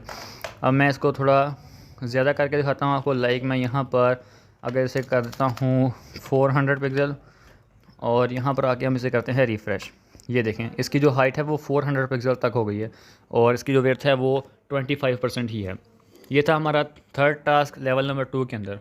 अब हम डिस्कस करेंगे अपना लेवल 2 का टास्क 4, जिसके अंदर हम देखेंगे कि आपके पास अगर एक टेक्स्ट है तो आप उसको किस तरह से बोल्ड कर सकते हैं। बोल्ड करने के लिए हमारे पास कौन सा टैग यूज़ होता है, अब हम इसको डिस्कस करते हैं। लाइक मैं इसी पैराग्राफ के अंदर एक वर्ड को बोल्ड करना चाहता हूँ, तो सबसे पहले इसके ऊपर हम लगा लेते हैं टॉगल वर्ड रैप। उसके लिए हम इसे सेलेक्ट करेंगे, कमांड पैलेट में जाएंगे और टॉगल वर्ड रैप को सिलेक्ट कर लेते हैं। मैं ये काम बार बार इसलिए कर रहा हूँ ताकि आपको ये अच्छी तरह से क्लियर हो जाए। अब यहाँ पर आकर हम इसे रिफ़्रेश कर देते हैं एक बार। अब हम यूज़ करेंगे अपना बोल्ड टैग। लाइक अगर मैं यहाँ पर एक वर्ड को बोल्ड करना चाहता हूँ, हमारे पास एक वर्ड है EUM, अगर मैं इसको बोल्ड करना चाहता हूँ तो यहाँ पर हम यूज़ करेंगे बोल्ड टैग। बोल्ड टैग को लिखने का तरीका ये है कि आप सबसे पहले एक टैग स्टार्ट करेंगे, इसके अंदर लिखेंगे B और टैग को क्लोज़ कर देंगे। अब क्योंकि हम VS कोड यूज़ कर रहे हैं सो इसका जो क्लोजिंग टैग है वो खुद ब खुद हमारे पास आ गया है। हम यहाँ से इसको कर देंगे रिमूव और जहाँ तक हम बोल्ड करना चाहते हैं वहाँ तक यहाँ करके इसको कर देंगे क्लोज़। लाइक हम अभी के लिए सिर्फ इसी एक वर्ड को करना चाहते हैं, सो यहाँ पर आके मैं इसे कर देता हूँ क्लोज़। अब जब हम आउटपुट में जाकर रिफ़्रेश करेंगे तो ये जो हमारे पास वर्ड है ये in the form of bold आएगा। लाइक मैंने इसे रिफ़्रेश किया, ये देखें ये जो वर्ड है ये बाकी टेक्स्ट के कंपैरिजन में बोल्ड हो चुका है।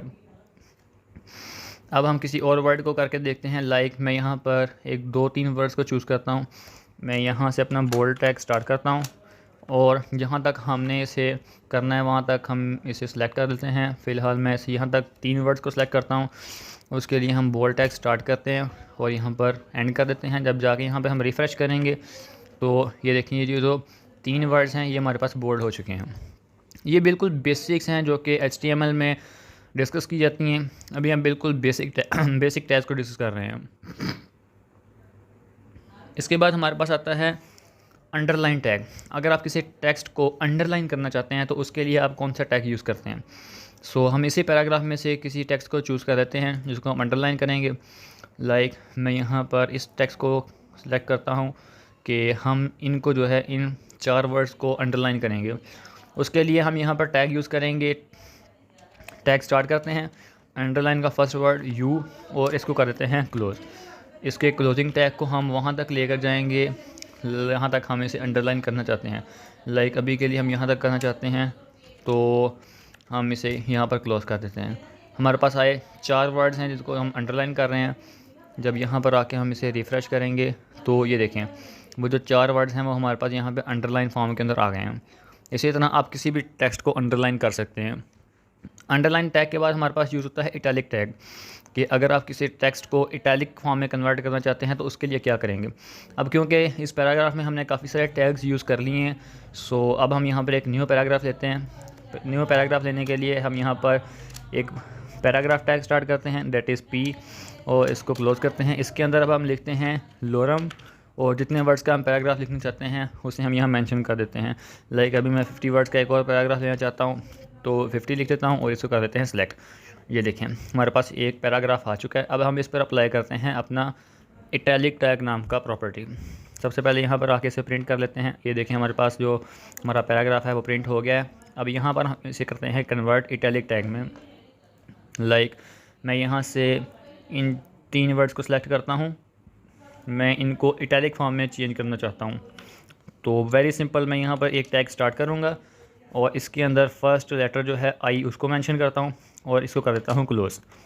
इसका जो क्लोजिंग टैग है उसको हम वहाँ पर जाके लिखेंगे जहाँ तक हम इसे इटैलिक फॉर्म में चेंज करना चाहते हैं। लाइक अभी के लिए मैं इसे यहाँ पर करना चाहता हूँ तो यहाँ पर आके हम इसे कर देते हैं क्लोज़। अब यहाँ पर आके हम रिफ़्रेश करेंगे तो ये देखें हमारे पास वो जो 4 वर्ड्स हैं वो इटैलिक फॉर्म में चेंज हो चुके हैं। इसी तरह आप अगर एक वर्ड को करना चाहें तो वो भी हो सकता है। यहाँ पर आई टैग को स्टार्ट करते हैं और इसको हम इसका जो क्लोजिंग टैग है इस एक वर्ड यानी डॉलर के बाद लगा देते हैं और पेज को सेव करते हैं। यहाँ पर आके जब हम इसे रिफ़्रेश करेंगे तो ये देखें हमारे पास जो लेटर डॉलर है ये इटैलिक फॉर्म में चेंज हो गया।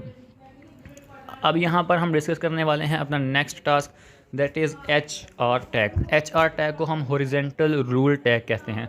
आप इसे हॉरिजेंटल रूल की बजाय हॉरिजेंटल लाइन भी कह सकते हैं। अक्सर ऐसा होता है कि हम आपके पास 2 या मल्टीपल 2 से ज़्यादा पैराग्राफ्स होते हैं, आपको उनको सेपरेट करने की ज़रूरत होती है। उसके लिए आपको सेंटर में एक लाइन की ज़रूरत होती है। सो हमारे पास जो हॉरिजेंटल रूल यानी HR टैग है वो बेसिकली लाइन के लिए यूज़ होता है कि अगर आप 2 पैराग्राफ्स को सेपरेट करना चाहते हैं, उनके दरमियान एक लाइन लगाना चाहते हैं तो उसके लिए हम यूज़ करते हैं HR टैग। अभी ये देखें हमारे पास ये जो 2 पैराग्राफ हैं ये एक ही सिंटैक्स के अंदर लिखे हुए हैं। सो अब मैं यहाँ पर आके अपना HR टैग यूज़ करता हूँ। उसके लिए मैं इन दोनों के सेपरेट सेंटर में आता हूँ और यहाँ पर आके मैं लिख देता हूँ HR और टैग को क्लोज़ कर देते हैं। ये देखें इसको क्लोज़ करने के बाद हमारे पास इसका क्लोजिंग टैग नहीं आया। सो इसका मतलब ये है कि हमें इसके क्लोजिंग टैग की ज़रूरत नहीं है, हम इसका सिर्फ इतना ही टैग यूज़ करेंगे। यहाँ पर आके इसे हम रिफ़्रेश करते हैं। ये देखें दोनों पैराग्राफ्स के दरमियान में हमारे पास एक लाइन आ चुकी है। इसी तरह अगर आप इन एंकर टैग और इमेज टैग को सेपरेट करना चाहते हैं तो उसके लिए यहाँ पर हम HR टैग यूज़ कर लेते हैं। अगेन यहाँ पर हम आके से कर देते हैं रिफ़्रेश। ये देखें ये एंकर टैग और इमेज टैग के दरमियान में हमारे पास एक लाइन लग चुकी है जो कि इन्हें सेपरेट कर रही है। आप इसी तरह कहीं पर भी लाइन यूज़ कर सकते हैं। HR टैग के बाद जो हमारे पास नेक्स्ट 2 प्रॉपर्टीज़ हैं that is subscript and superscript.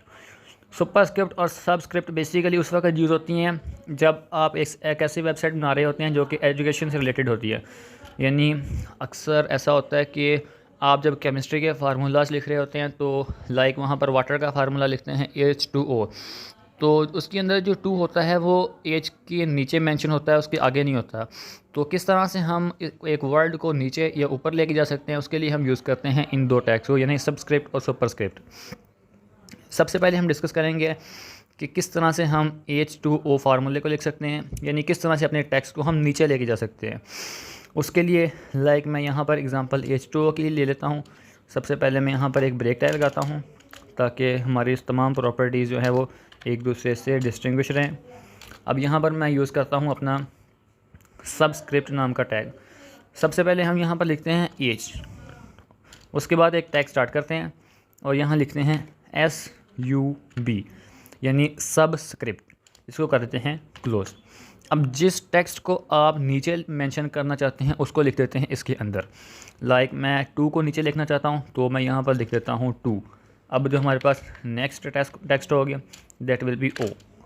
हमने H2O लिखा है लेकिन 2 को सबस्क्रिप्ट टैग के अंदर लिखा है ताकि 2 जो है वो नीचे हो।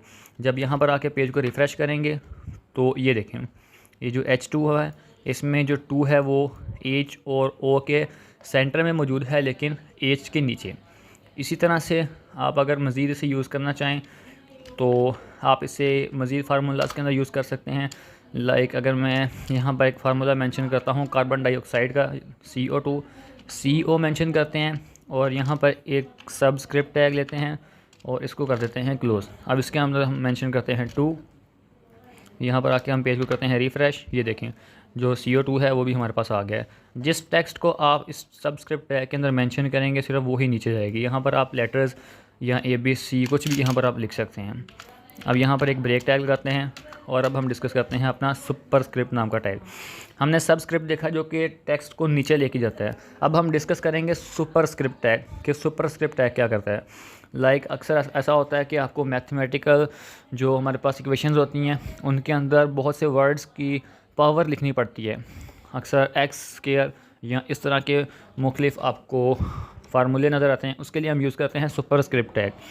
सो सुपरस्क्रिप्ट टैग का यहाँ पर जो तरीका है वो ये होता है कि सबसे पहले आप उस वर्ड को लिखें जिसके ऊपर आप लिखना चाहते हैं, और यहाँ जिस वर्ड को ऊपर लिखना चाहते हैं उसके लिए हम यूज़ करेंगे सुपरस्क्रिप्ट टैग।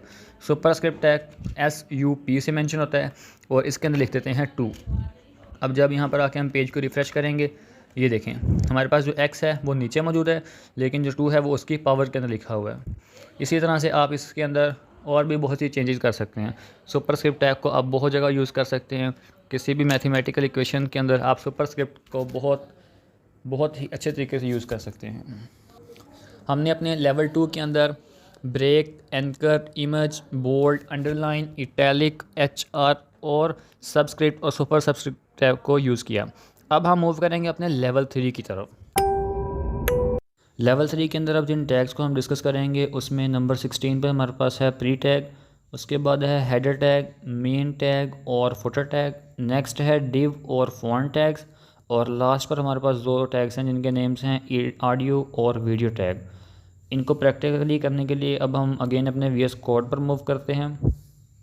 सो गाइस, अब हम अपना लेवल 3 का जो फर्स्ट टास्क है उसको देखते हैं। सबसे पहले हम डिस्कस करने वाले हैं प्री टैग। हमने अभी तक जितने भी टैग पढ़े हैं उनके अंदर मैं यहाँ पर एक पैराग्राफ टैग लेता हूँ और इसके अंदर मैं 50 वर्ड्स का एक पैराग्राफ लेता हूँ और इसको मैं टॉगल वर्ड रैप के थ्रू एक स्क्रीन पर ले आता हूँ। इसको मैं सबसे पहले कॉपी करूँगा और इसके बाद मैं कमांड पैलेट के अंदर जाकर इसको टॉगल वर्ड रैप कर देता हूँ, जिससे ये एक स्क्रीन पे आ गया। अब इसके अंदर हम अगर मल्टीपल स्पेसेस ऐड करते हैं तो ये देखिए, जब इसे आउटपुट में जाकर हम रिफ़्रेश करेंगे तो ये हमारे पास स्पेसेस जो हैं वो अकाउंट नहीं होंगी।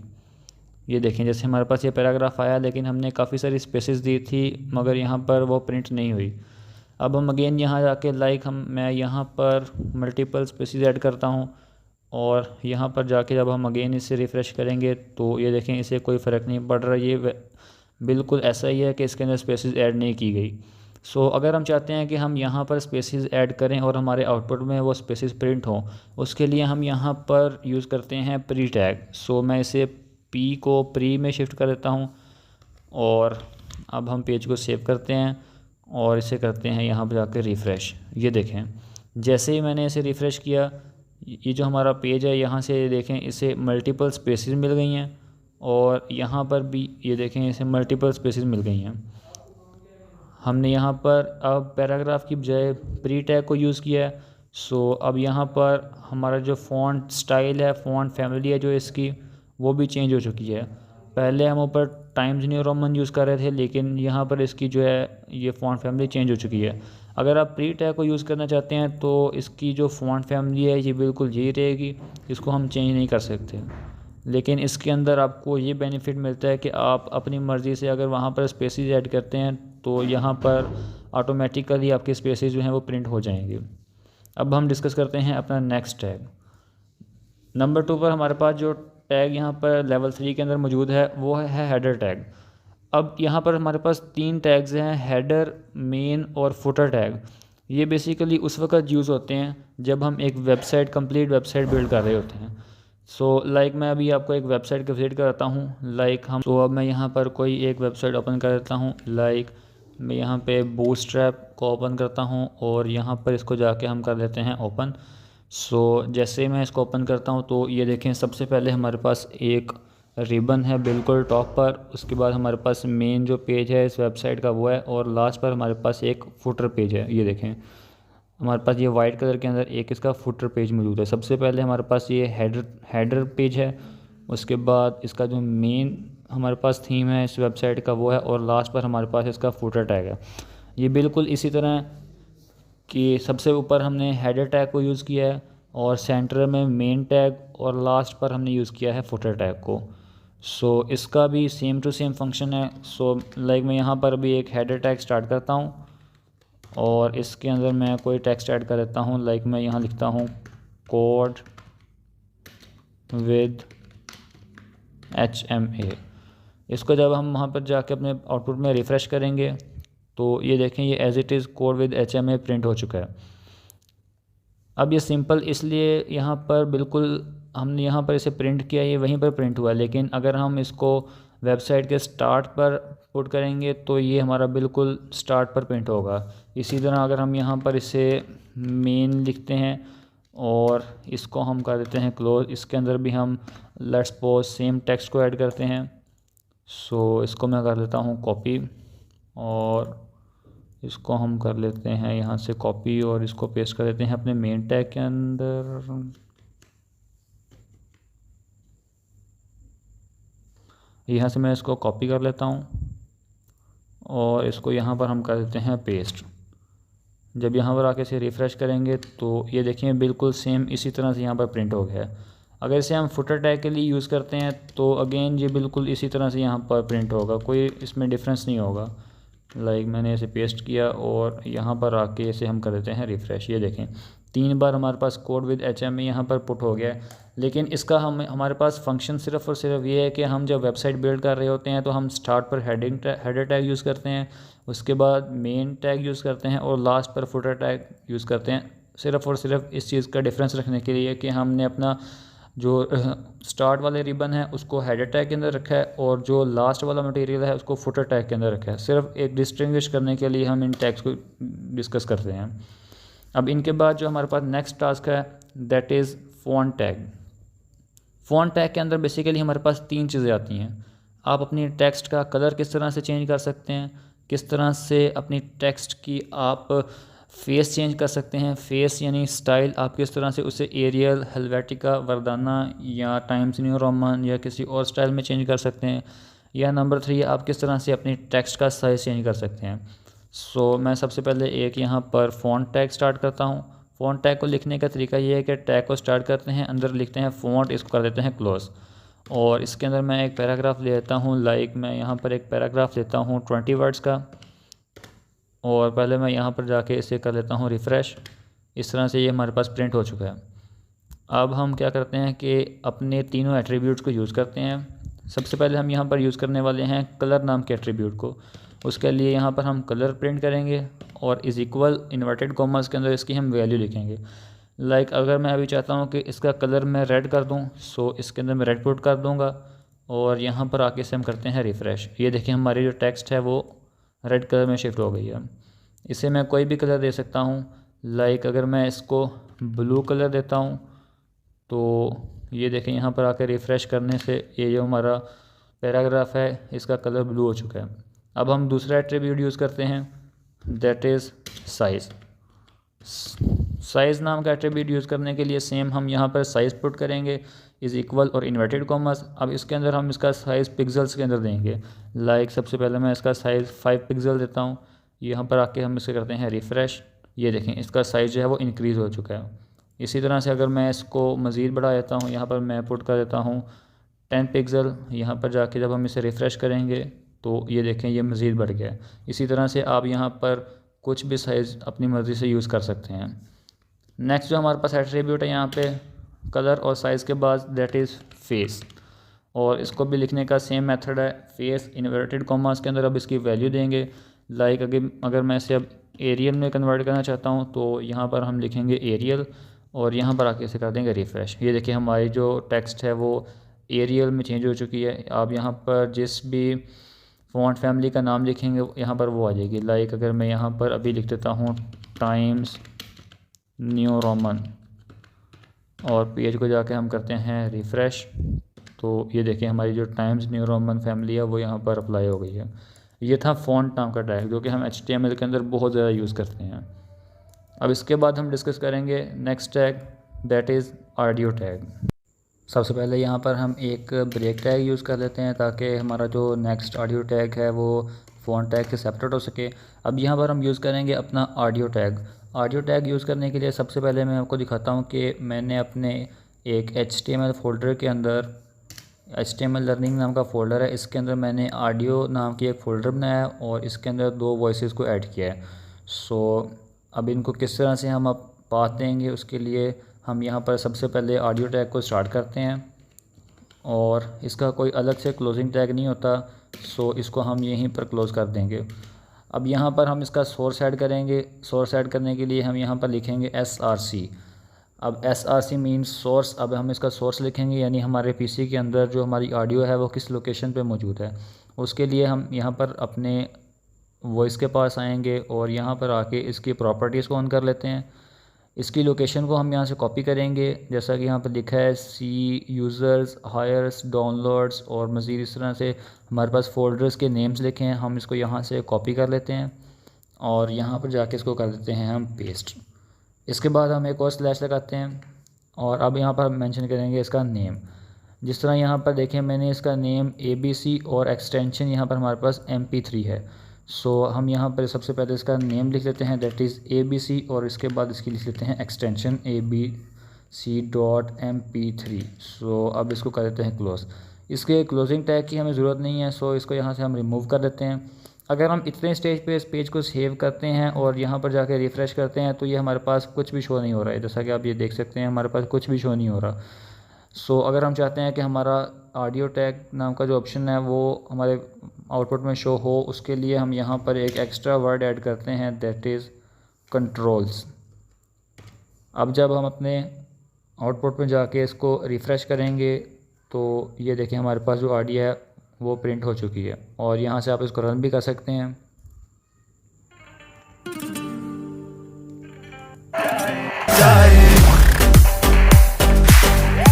यार कर दे जो इशारा।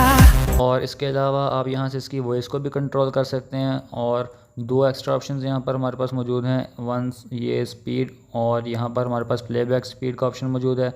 आप इसकी स्पीड को कम या ज़्यादा भी कर सकते हैं। स्टार्ट करते हैं अपना लेवल 4। सो गाइस, अब हम अपना फाइनली स्टार्ट करने जा रहे हैं HTML का लेवल 4, यानी बिल्कुल इसका जो प्रो लेवल है उसको स्टार्ट करने जा रहे हैं। और हमारे जो HTML है इसके प्रो लेवल के अंदर बेसिकली हमारे पास 3 मेन टास्क हैं। Number 1 listing tags, number 2 table tags, और लास्ट पर हम देखेंगे फॉर्म टैग्स। सो अब हम स्टार्ट करने जा रहे हैं अपना लेवल 4। इनको प्रैक्टिकली करने के लिए अब हम चलते हैं अपने VS कोड पर। अगेन हमने अगेन अपना VS कोड ओपन कर लिया है और सबसे पहले मैं यहाँ पर नाम मेंशन करता हूँ कि बेसिकली हम कौन कौन से टास्क करने जा रहे हैं लेवल 4 के अंदर। सो सबसे पहले जो हम टास्क करने जा रहे हैं दैट इज़ लिस्टिंग टैग्स। अब सबसे पहले हम देखेंगे कि किस तरह से हम HTML के अंदर एक लिस्ट बना सकते हैं, और उसके बाद फिर हम देखेंगे कि किस तरह से HTML के अंदर हम एक फॉर्म तैयार कर सकते हैं, यानी फॉर्म टैग को डिस्कस करेंगे हम। और इनके सेंटर में हम फॉर्म टैग्स को बिल्कुल एंड पर डिस्कस करेंगे, और इसके सेंटर में हम डिस्कस करेंगे अबाउट टेबल टैग कि किस तरह से हम टेबल टैग्स को यूज़ करते हैं HTML के अंदर। सो सबसे पहले में हम स्टार्ट करने जा रहे हैं लिस्टिंग टैग्स को। लिस्टिंग टैग्स का बेसिकली पर्पज़ ये होता है कि आप किस तरह से अपनी HTML फाइल के अंदर लिस्ट बना सकते हैं, जैसा कि माइक्रोसॉफ्ट वर्ड या पावर पॉइंट के अंदर आप अपनी लिस्ट बनाते हैं। इसी तरह से HTML के अंदर भी लिस्ट बनाने के लिए हम लिस्टिंग टैग्स को यूज़ करते हैं। इसको लिखने का पैटर्न थोड़ा डिफरेंट है। सो हमने क्योंकि अपना प्रो लेवल स्टार्ट कर दिया है, सो हमारा डिफ़िकल्टी लेवल जो है वो भी थोड़ा हाई हो जाएगा। अब आपको इसे गौर से देखना होगा। अब हम स्टार्ट करने जा रहे हैं अपना listing tags. Listing tags basically हम तैयार करेंगे इसके अंदर लिस्ट, और HTML के अंदर हमारे पास लिस्ट 2 तरह की होती है। सो मैं यहाँ पर मेंशन करता हूँ, जो हमारे पास पहली लिस्ट होती है उसे हम कहते हैं अनऑर्डर्ड लिस्ट, अनऑर्डर्ड लिस्ट। और जो सेकंड हमारे पास होती है उसे हम कहते हैं ऑर्डर्ड लिस्ट। मैं यहाँ मेंशन कर देता हूँ ऑर्डर्ड और अनऑर्डर्ड लिस्ट। सबसे पहले हम देखेंगे अनऑर्डर्ड लिस्ट कौन सी होती है। अगर आपके पास बहुत सी चीज़ों की एक कलेक्शन हो और उनको एक लिस्ट की फॉर्म में लिखा हो, और उनके साथ वर्डिंग लेटर्स या काउंटिंग की बजाय वहाँ पर बुलेट्स या इस तरह के सिंबल्स को शो किया जाए तो उसको कहते हैं अनऑर्डर्ड लिस्ट।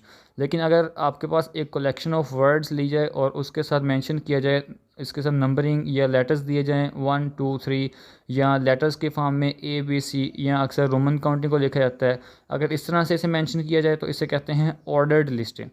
सो किस तरह से हम इन दोनों लिस्ट को तैयार कर सकते हैं उसको देखेंगे। अब हम सबसे पहले हम स्टार्ट करते हैं अनऑर्डर्ड लिस्ट।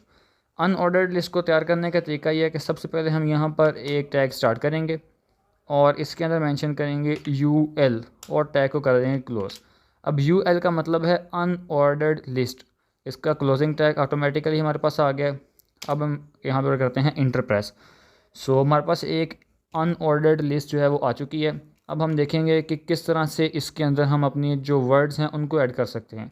इसके अंदर हम एक और टैग स्टार्ट करेंगे, दैट इज़ LI टैग, और इसको कर देते हैं क्लोज। आप जितने यहाँ पर अब इसके अंदर ऑप्शंस या वर्ड्स लेना चाहते हैं, हम वहाँ पे इतने, लेट्स सपोज मैं यहाँ पर अभी 5 वर्ड्स की एक लिस्ट बनाना चाहता हूँ, तो यहाँ पर मैं 5 LI टैग्स को लेता हूँ और इसके अंदर LI का बेसिकली मतलब ये है कि लिस्ट आइटम, कि आप उस लिस्ट के अंदर कौन सी आइटम को ऐड करना चाहते हैं। सो फर्स्ट आइटम जो मैं यहाँ पर लिखने जा रहा हूँ, लाइक अगर मैं यहाँ पर फ्रूट्स के नेम लिखता हूँ तो सबसे पहले मैं यहाँ मेंशन करूँगा एप्पल, और अगेन मैं यहाँ पर अब सेकंड पर मेंशन करता हूँ मैंगो, और नंबर थ्रेड्स में मैं यहाँ लिख लेता हूँ ग्रेप्स। इसी तरह से नंबर 4 और नंबर 5 पे भी हम अपने कोई ना कोई फ्रूट ऐड कर लेते हैं। लाइक मैं यहाँ पर अगर ऐड करता हूँ कोकोनट को ऐड कर लेते हैं। सो आई थिंक 4 हमारे लिए काफ़ी होंगे लिस्ट बनाने के लिए, इसको हम अभी के लिए कर देते हैं कट। और अब हम जाके अपने आउटपुट पे से करते हैं रिफ़्रेश। ये देखें यहाँ पर आके जब हम इसे रिफ़्रेश करेंगे तो हमारे पास कुछ इस तरह का आउटपुट आएगा। ये हमने सबसे पहले मेंशन किया था लिस्टिंग टैग्स, टेबल टैग्स और फॉर्म टैग्स, और उसके बाद फर्स्ट एंड सेकंड अनऑर्डर्ड और ऑर्डर्ड लिस्ट। ये देखें हमारे पास एक ऑर्डर्ड लिस्ट, अनऑर्डर्ड लिस्ट आ चुकी है। हमने सबसे पहले अनऑर्डर्ड लिस्ट को देखा कि किस तरह से इन्हें तैयार किया जाता है। हमारे पास एक अनऑर्डर्ड लिस्ट आ चुकी है जो कि कंसिस्ट है 4 नेम्स ऑफ फ्रूट्स। इसी तरह से हम ऑर्डर्ड लिस्ट को तैयार करते हैं। ऑर्डर्ड लिस्ट को तैयार करने के लिए इसी को हम यहाँ से कॉपी कर लेते हैं एज इट इज़, और कॉपी करके हम इसे यहाँ पर कर देते हैं पेस्ट। अब अनऑर्डर्ड लिस्ट और ऑर्डर्ड लिस्ट के अंदर डिफरेंस ये होगा कि सिंपली आपको यहाँ पर अनऑर्डर्ड की बजाय ऑर्डर्ड लिस्ट कर देना है, यानी UL की बजाय OL को लिख देना है। जब यहाँ पर हम UL की बजाय OL लिखेंगे और पेज को आकर हम करते हैं रिफ़्रेश, तो ये देखें हमारे पास वही लिस्ट जो है वो इन द फॉर्म ऑफ 1 2 3, यानी हमारी जो लिस्ट है उसके आइटम्स के साथ अकाउंटिंग आ चुकी है। ये था हमारे पास लिस्टिंग टैग्स कि किस तरह से हम HTML के अंदर लिस्ट तैयार कर सकते हैं दो तरीके से, एक अनऑर्डर्ड लिस्ट और एक ऑर्डर्ड लिस्ट। इसके बाद टास्क 2 जो हम डिस्कस करने जा रहे हैं HTML के लेवल 4 के अंदर, दैट इज़ टेबल टैग। सो सबसे पहले मैं यहाँ पर एक ब्रेक लगा देता हूँ ताकि हम अपना जो नेक्स्ट टैग है उसको सेपरेट रख सकें। अब यहाँ पर नेक्स्ट जो हम डिस्कस करने जा रहे हैं that is table tag. Table tag जिस तरह यहाँ पर हमने देखा हमारे पास अनऑर्डर्ड लिस्ट जो है वो 2 तरह की होती है। टेबल टैग के अंदर बेसिकली हमारे पास 2 चीज़ें होती हैं, एक होता है टेबल की रो और दूसरा होता है हमारे पास टेबल की कॉलम्स। सो हम जितनी यहाँ पर कॉलम्स या जितनी रोज़ मेंशन करेंगे हमारे पास आउटपुट के अंदर उतनी ही रोज़ और उतनी ही कॉलम्स आएंगी। लाइक टेबल टैग को लिखने का तरीका ये है कि सबसे पहले हम यहाँ पर एक टेबल टैग स्टार्ट करेंगे और इसको कर देते हैं क्लोज। ये हमारे पास एक टेबल टैग आ चुका है। अब हम क्या करते हैं कि इसके अंदर हम रेडी करेंगे अपनी एक रो। उसके लिए हम यहाँ पर मेंशन करेंगे TR यानी टेबल रो, और इसको कर देते हैं क्लोज। अब हमने अपने एक टेबल टैग के अंदर एक रो जो है वो उसे बना लिया है। अब एक रो के अंदर हम बेसिकली बनाने जा रहे हैं 2 कॉलम्स। 2 कॉलम्स को बनाने के लिए हम यहाँ पर एक टैग स्टार्ट करते हैं और यहाँ पर मेंशन करेंगे TD का मतलब है टेबल डिस्क्रिप्शन, यानी आप अपनी हर रो के अंदर कितनी डिस्क्रिप्शंस या जितनी कॉलम्स देना चाहते हैं उतने हम यहाँ पर TD टैग लिखेंगे। लाइक मैं अपनी एक रो के अंदर 2 कॉलम्स बनाना चाहता हूँ, तो उसके लिए मैंने यहाँ पर एक टेबल रो के अंदर 2 टेबल कॉलम्स जो हैं उसे ले लिया है। और यहाँ पर अब हम कोई वर्ड ऐड करते हैं, लाइक मैं यहाँ लिखता हूँ A, और इसके अंदर हम मेंशन कर देते हैं लाइक बी। अभी जब हम इसे अपने पेज में जाकर रिफ़्रेश करेंगे तो ये देखें, जब मैंने इसे रिफ़्रेश किया तो सिंपली ये हमारे पास ए और बी की फॉर्म में आ गया, यानी अभी इसके इर्द गिर्द किसी किस्म का कोई बॉर्डर नहीं आया। सो बॉर्डर देने के लिए हम यहाँ पर अपने टेबल नाम वाले टैग के अंदर ओपनिंग टैग में आएंगे और यहाँ पर आके हम इसकी जो बॉर्डर की वैल्यू है उसे कर देंगे 1। जब हम इस एट्रीब्यूट को यहाँ पर यूज़ करेंगे और पेज में जाके इसे करेंगे रिफ़्रेश, तो ये देखिए हमारे पास जो ए और बी है इसके गिर्द हमारे पास एक टेबल की फॉर्म में लाइंस आ चुकी हैं, ये ब्लॉक्स के अंदर बंद हो चुके हैं। अब किस तरह से हम इस टेबल की विड्थ को और हाइट को कंट्रोल कर सकते हैं, उसके लिए सिंपली यहाँ पर हम जो विड्थ नाम का एट्रीब्यूट है उसको यूज़ करेंगे और विड्थ की हम लास्ट टाइम की तरह जिस तरह हम परसेंटेज में से वैल्यू लिख देते हैं, हम यहाँ पर इसकी वैल्यू दे देते हैं 100%। और यहाँ पर जाके अब इसे रिफ़्रेश करते हैं तो ये देखिए जब मैं इसे रिफ़्रेश करता हूँ तो ये जो टेबल है ये बिल्कुल हमारी स्क्रीन का 100% ले रहा है। ये हमारी स्क्रीन का 100% कवर कर रहा है, इसकी जो विड्थ है वो 100% हो चुकी है। ये हमने बेसिकली एक रो ली है और उसके अंदर 2 कॉलम्स ली हैं। इसको किस तरह शो करते हैं ये देखें, हमारे पास ये हॉरिजेंटली एक रो आई है और वर्टिकली इसके अंदर 2 कॉलम्स आई हैं। एक कॉलम के अंदर मेंशन है ए और दूसरी के अंदर है बी। मैं अभी आपको सेकेंड एग्जांपल लेके दिखाता हूँ। जैसा कि मैं यहाँ पर एक रो क्रिएट करता हूँ, इसी को हम कॉपी कर लेते हैं और यहाँ पर हम इसे कर देते हैं पेस्ट। अभी मैं इसे कर देता हूँ लाइक सी और बी की बजाय मैं इसे कर देता हूँ डी। तो अब जब हम इसे जाके यहाँ पर रिफ़्रेश करेंगे तो ये देखें हमारे पास 2 रोज़ आ चुकी हैं हॉरिजेंटल। जो हॉरिजेंटल आपके पास लाइंस होगी उसे हम कहेंगे रोज़ और वर्टिकल जो होंगी उन्हें हम कहेंगे कॉलम्स। अब हमारे पास यहाँ पे 2 रोज़ आ चुकी हैं और 2 ही कॉलम्स आ चुकी हैं। सो हर रो के अंदर 2 कॉलम्स हैं और अगर हम दोनों रोज़ को ऐड करें तो हमारे पास बेसिकली 4 कॉलम्स आ चुकी हैं। मज़ीद इसी तरह अगर हम यहाँ पर ऐड करना चाहें तो वह भी ऐड कर सकते हैं। लाइक अब मैं इन दोनों को कॉपी करता हूँ यहाँ से, यानी 2 रोज़ को कॉपी करता हूँ और यहाँ से इसको मैं यहाँ पर कर देता हूँ पेस्ट।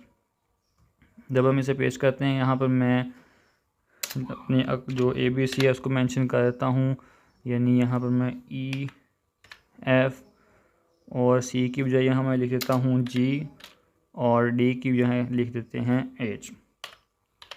जब हम इस तरह से लिखेंगे यहाँ पर जाके इसे पेज सेव करने के बाद रिफ़्रेश करेंगे, सो ये देखिए हमारे पास 4 रोज़ आ चुकी हैं और हर रो के अंदर बेसिकली 2 कॉलम्स हैं। अब हॉरिजेंटल हमारे पास 4 लाइंस है, यानी हमारे पास 4 रोज़ हैं और वर्टिकली हमारे पास 4 कॉलम्स इस साइड पे हैं और 4 कॉलम्स इस साइड पे हैं। अब हमारे पास टोटल 4 रोज़ और 8 कॉलम्स आ चुकी हैं। अब हम यूज़ करेंगे अपना नेक्स्ट एट्रीब्यूट जो कि हम टेबल टैग के अंदर यूज़ करते हैं। अब आप यहाँ पर देख रहे होंगे कि हमारे पास जो आउटपुट है और टेबल है इसके अंदर बेसिकली अगर मैं इसे थोड़ा जूम करूँ तो ये देखें यहाँ पर जो लाइंस हैं टेबल की उनके अंदर थोड़ा डिस्टेंस है, यानी ये डबल लाइनिंग शो हो रही है हमारे पास। इसको किस तरह से कंट्रोल करते हैं, उसके लिए यहाँ पर हम एक एट्रीब्यूट यूज़ करते हैं दैट इज़ सेल स्पेसिंग। इसे हम लोअर केस में लिखेंगे, सो सेल स्पेसिंग नाम का एट्रीब्यूट ऐड करते हैं और इसके अंदर हम इसकी जो वैल्यू है उसको कर देते हैं 0। बेसिकली सेल स्पेसिंग है क्या? सेल स्पेसिंग है कि हम अगर मैं इसे थोड़ा जूम करके आपको दिखाऊं तो ये जो हमारे पास बी है, बी एक बेसिकली ब्लॉक के अंदर है। ये देखिए हमारे पास एक मेन लाइन है टेबल की और उसके अंदर एक छोटा सा ब्लॉक बना हुआ है यहाँ तक और यहाँ से एक क्लोज हो जाता है, इसके अंदर मेंशन है बी। इस ब्लॉक को बेसिकली हमने नाम दिया है सेल का। और सेल स्पेसिंग का मतलब ये है कि उस सेल से लेकर उसके बॉर्डर तक जो डिस्टेंस है उसे हमने कहा है स्पेसिंग। सेल स्पेसिंग का मतलब ये है कि इस बॉर्डर लाइन से लेकर इस सेल की जो बॉर्डर है इन दोनों के दरमियान, यानी ये जो 2 लाइंस हैं, ये जो 2 लाइंस हैं इनके दरमियान स्पेसिंग कितनी है, यानी इनके दरमियान कितना डिस्टेंस है, उसको हमने नाम दिया है सेल स्पेसिंग। अगर मैं सेल स्पेसिंग को 0 पिक्सल कर देता हूँ और यहाँ पर आके हम पेज को करते हैं रिफ़्रेश, तो ये देखिए हमारी जो वो दोनों लाइंस हैं वो आपस में मर्ज हो चुकी हैं और हमारा जो डिस्टेंस है दोनों के दरमियान में वो हो चुका है 0 पिक्सल। अब हमारे पास बेसिकली एक जो असल टेबल है वो आ चुका है। अब हम अगर चाहें तो हर रो के अंदर बेसिकली नंबर ऑफ़ कॉलम्स को भी चेंज कर सकते हैं। लाइक यहाँ पर हमने फर्स्ट रो के अंदर 2 कॉलम्स ली थी, तो अगर मैं इस टाइम चाहूँ तो इसके अंदर बेसिकली मज़ीद भी कॉलम्स ऐड कर सकता हूँ। लाइक मैं इसके अंदर ऐड कर देता हूँ, यहाँ पर मैं लिख देता हूँ जी और पेज को करते हैं सेव। यहाँ पर आके हम इसे रिफ़्रेश करेंगे तो ये देखें हमारी जो फर्स्ट रो है उसके अंदर हमारे पास 3 कॉलम्स वर्टिकली हमारे पास 3 कॉलम्स आ चुकी हैं, लेकिन जो अगली हमारे पास 3 रोज़ हैं ये देखें उनके अंदर हमारे पास कोई कॉलम नहीं आई। ये थी हमारी टेबल नाम की प्रॉपर्टी। अब टेबल के अंदर हमारे पास 2 चीज़ें एक्स्ट्रा आती हैं और वो क्या है, उनको डिस्कस करने से पहले बेसिकली हम यहाँ पर इसके 2 एट्रीब्यूट डिस्कस करेंगे। दैट इज़ हम सबसे पहले डिस्कस करते हैं उसको, ये मैं यहाँ से इसको कर देता हूँ ख़त्म और पेज को कर देते हैं रिफ़्रेश। अब यहाँ पर देखें हमारे पास ये जो A B C और अगले जो लेटर्स हैं ये हमारे पास लेफ़्ट साइड पर मौजूद हैं इन कॉलम्स के। सो अगर हम चाहते हैं कि इनको हम अपने इस ब्लॉक के सेंटर में लेके आएँ, उसके लिए हम अपने जिस तरह हमने लास्ट जो टास्क था लेवल 3 का उसके अंदर डिस्कस किया था अलाइन टैग को, हम यहाँ पर अलाइन नाम की प्रॉपर्टी यूज़ करेंगे। सो जब मैं यहाँ अलाइन लिखूँगा और इसे कर देते हैं सेंटर, जब मैं अलाइन की वैल्यू सेंटर दूंगा यहाँ पर आके करते हैं पेज को रिफ़्रेश तो ये देखें जो ए है वो बिल्कुल सेंटर में आ चुका है। इसी तरह आप जिस वर्ड को चाहें उसको आप कॉलम के बिल्कुल सेंटर में लेके आ सकते हैं। लाइक इसको मैं यहाँ से अगर कॉपी करता हूँ और इसको कॉपी करने के बाद मैं हमारे पास ये जो TF यहाँ मैंने लिखा है इसके अंदर मैं इसे कर देता हूँ पेस्ट। सो जब हम पेज को सेव करेंगे और यहाँ पर आकर रिफ़्रेश करेंगे तो ये देखें जो F है वो भी हमारे जो कॉलम है उसके बिल्कुल सेंटर में आ चुका है। अब जो नेक्स्ट हम यहाँ पर एट्रीब्यूट डिस्कस करने जा रहे हैं उसके लिए मैं यहाँ पर सबसे पहले उसका नेम मेंशन कर देता हूँ। लाइक यहाँ पर उसका नाम है सेल पैडिंग और इसकी वैल्यू अभी मैं नहीं दे रहा। सो यहाँ पर आके सबसे पहले मैं आपको दिखाता हूँ।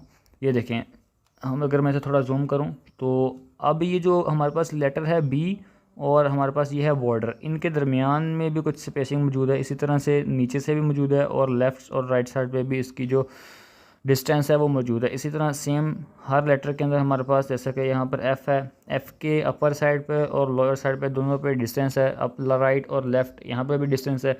इस डिस्टेंस को किस तरह मेंटेन करते हैं, इसके लिए हम यूज़ करते हैं सेल पैडिंग नाम की प्रॉपर्टी।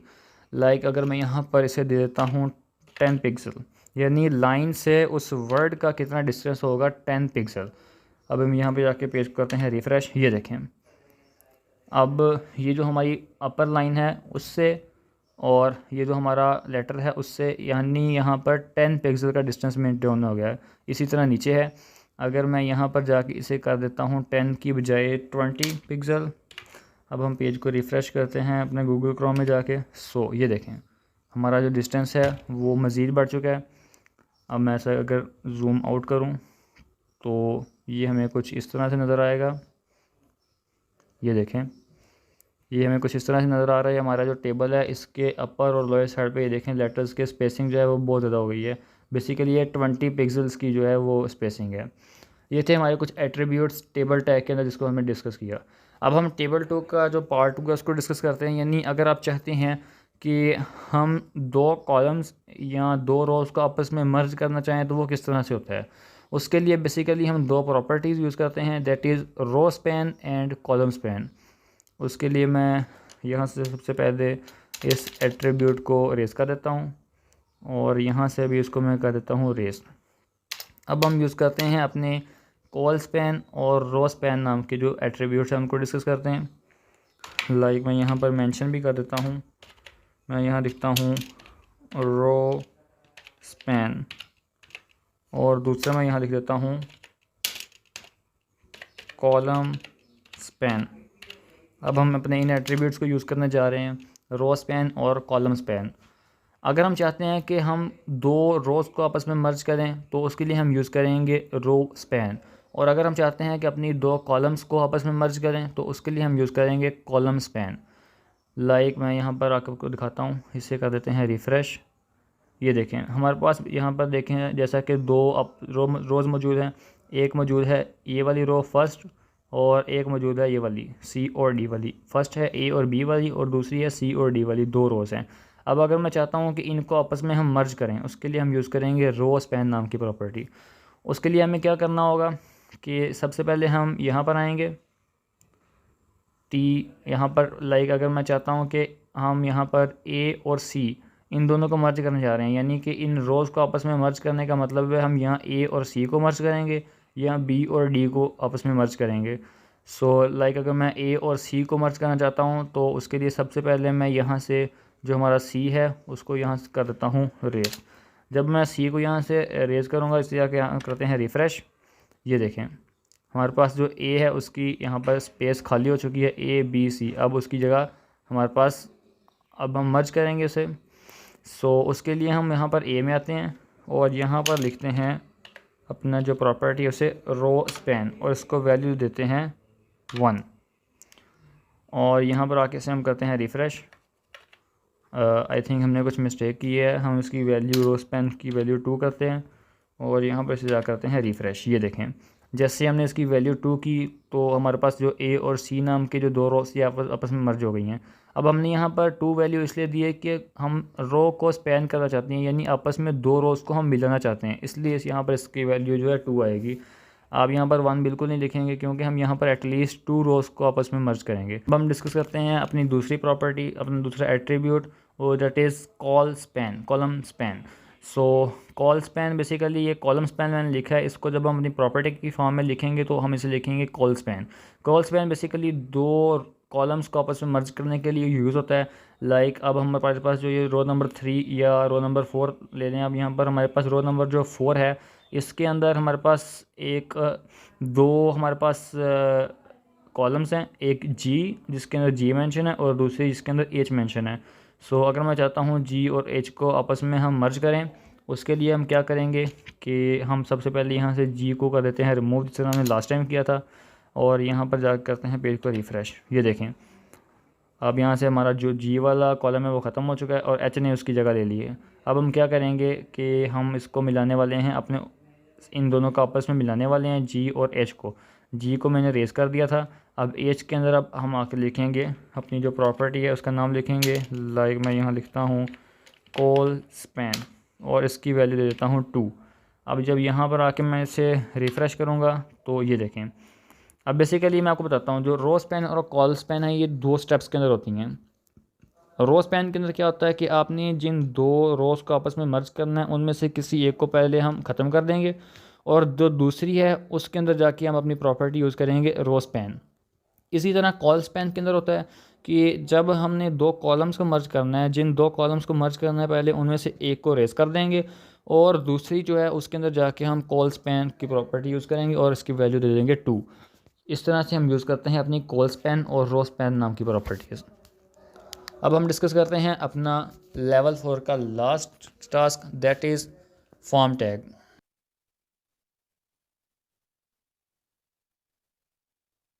सो गाइस अब हम स्टार्ट करते हैं अपना last task of level 4, that is form tag. सबसे पहले मैं आपको बताता हूँ कि फॉर्म टैग बेसिकली होता क्या है। आप अक्सर जब कोई वेबसाइट विज़िट करते हैं तो उसके लास्ट पर हमें एक फॉर्म दिया गया होता है जिसके अंदर लिखा होता है आप अपना नेम, ईमेल और कमेंट वगैरह ऐड करें। और इसी तरह जब हम अपनी कोई social media app like Facebook को ऑन करते हैं तो उसके अंदर हमारे पास एक साइन अप पेज और एक लॉगिन पेज शो होता है। किस तरह से हम उसके अंदर अपनी ईमेल आईडी, पासवर्ड मेंशन करते हैं, किस तरह से वो वर्क करते हैं, उसे हम बेसिकली डिस्कस करते हैं फॉर्म टैग के अंदर। सो अब हम तैयार करने जा रहे हैं अपना एक फॉर्म टैग। सबसे पहले हम जो हमारे पास डाटा मौजूद है हम यहाँ पर इसको कर देते हैं रिफ़्रेश। सो अब हम स्टार्ट करते हैं अपना फॉर्म टैग। फॉर्म टैग को स्टार्ट करने के लिए हम सबसे पहले यहाँ पर एक फॉर्म टैग स्टार्ट करेंगे और इसको कर देते हैं क्लोज़। अब अपना जो भी डाटा हम लिखेंगे वो बेसिकली इसके अंदर होगा। सबसे पहले मैं आपको बताता हूँ कि हम इसके अंदर बेसिकली अपने फॉर्म में कौन कौन सी चीज़ें शामिल करने जा रहे हैं जो बेसिकली नेसेसरी होती हैं हर फॉर्म के लिए। सबसे पहले हम डिस्कस करेंगे कि किस तरह से आप अपने फॉर्म टैग के अंदर नेम को ऐड कर सकते हैं। नेक्स्ट ईमेल और पासवर्ड को किस तरह ऐड कर सकते हैं, इसको डिस्कस करेंगे। और इसके बाद हम देखेंगे कि किस तरह से आप अपनी डेट ऑफ बर्थ और कंट्री को सिलेक्ट कर सकते हैं। उसके बाद हम देखेंगे जेंडर और जो आपके इंटरेस्ट एंड हॉबीज़ हैं उसको किस तरह से ऐड करते हैं। और इसके बाद लास्ट पर हम देखेंगे किस तरह से आप एक कमेंट बॉक्स क्रिएट कर सकते हैं। ये वो मैंने प्रॉपर्टीज़ के नाम बोले हैं जो कि हर फॉर्म टैग के अंदर लाजमी तौर पर यूज़ होते हैं। सो सबसे पहले हम यहाँ पर यूज़ करेंगे नेम नाम की प्रॉपर्टी। और उसको स्टार्ट करने के लिए सबसे पहले मैं आपको बता दूं कि हम जितने भी मैंने नाम बोलने हैं अभी टैग्स, इनमें से मैक्सिमम जो हम फॉर्मेट यूज़ करने जा रहे हैं वो फॉर्मेट यहाँ पर मैं लिख देता हूँ। दैट इज़ हम सबसे पहले यूज़ करेंगे एक लेबल टैग और इसके बाद हम यहाँ पर यूज़ करेंगे एक इनपुट टैग। इनपुट और इसके बाद यहाँ लिखेंगे टाइप और यहाँ पर हम टैग को कर देंगे क्लोज। बेसिकली मैक्सिमम जो मैंने अभी प्रॉपर्टीज़ बोल दी हैं उन सब के अंदर हम इन्हीं को यूज़ करेंगे। लाइक सबसे पहले मैं यहाँ पर यूज़ करता हूँ नेम के लिए। सो लेबल के अंदर लिखेंगे हम नेम कि आप किस प्रॉपर्टी को यूज़ कर रहे हैं। लेबल के अंदर मेंशन कर देंगे नेम और यहाँ टाइप के अंदर भी हम लिख देंगे नेम।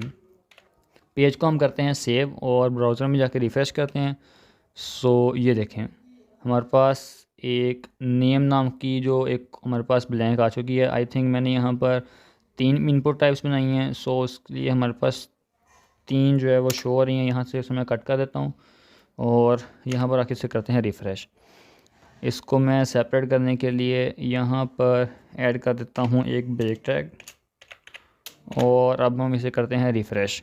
ये देखें हमारा जो नेम नाम का जो प्रॉपर्टी है वो यहाँ पर आ गई है। अब यहाँ पर आप कुछ भी नेम वगैरह ऐड कर सकते हैं।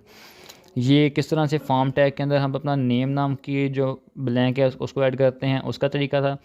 अब यहाँ पर इसी को मैं यहाँ कॉपी कर लेता हूँ।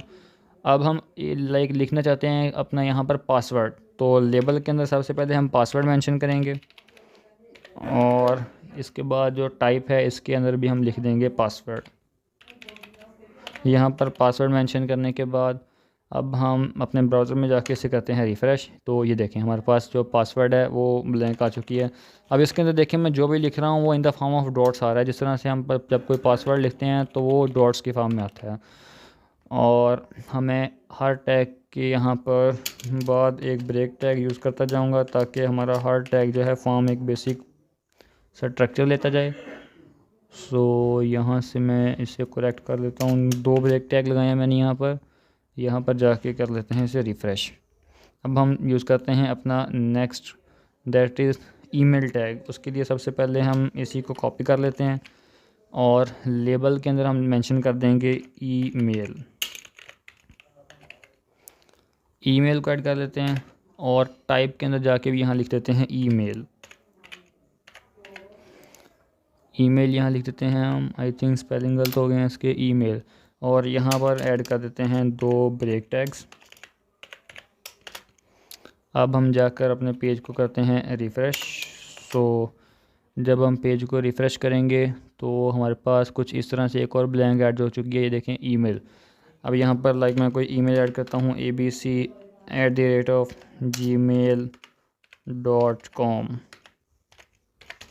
ये देखें इस तरह से हमारे पास एक ईमेल टैग जो है वो यूज़ होता है।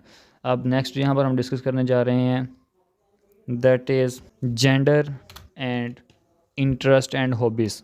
अब जेंडर और इंटरेस्ट एंड हॉबीज़ को किस तरह यूज़ किया जाता है उसके लिए मैं आपको बताता हूँ। सबसे पहले तो हम अपना लेबल टैग लेंगे।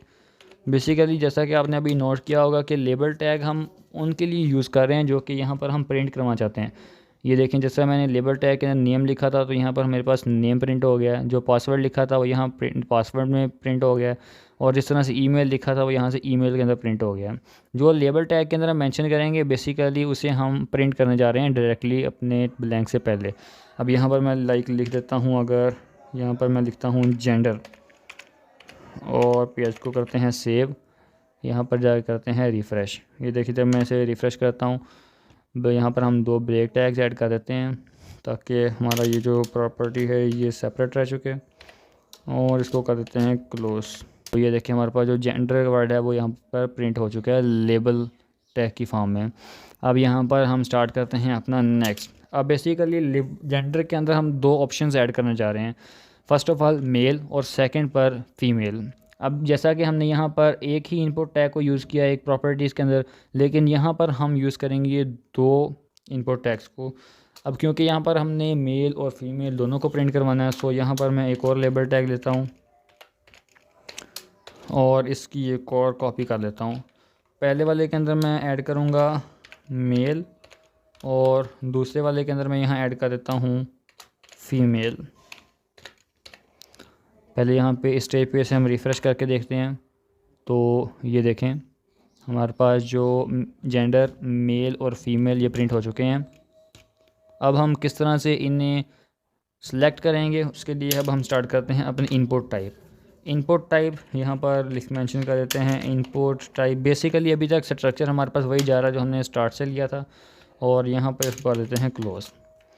इसी को यहाँ से हम कॉपी कर लेते हैं और कॉपी करने के बाद यहाँ पर हम इसे कर देते हैं पेस्ट। अब इसकी टाइप के अंदर हम बेसिकली यहाँ से डिफरेंस स्टार्ट हो रहा है। हम यहाँ पर इसकी जो टाइप है उसके अंदर देने जा रहे हैं रेडियो, और इसकी जो टाइप है उसके अंदर भी देने जा रहे हैं रेडियो। अब हमने इसे रेडियो क्यों दिया, इसके लिए मैं आपको आउटपुट दिखाता हूँ, आपको ऑटोमेटिकली समझ आ जाएगी।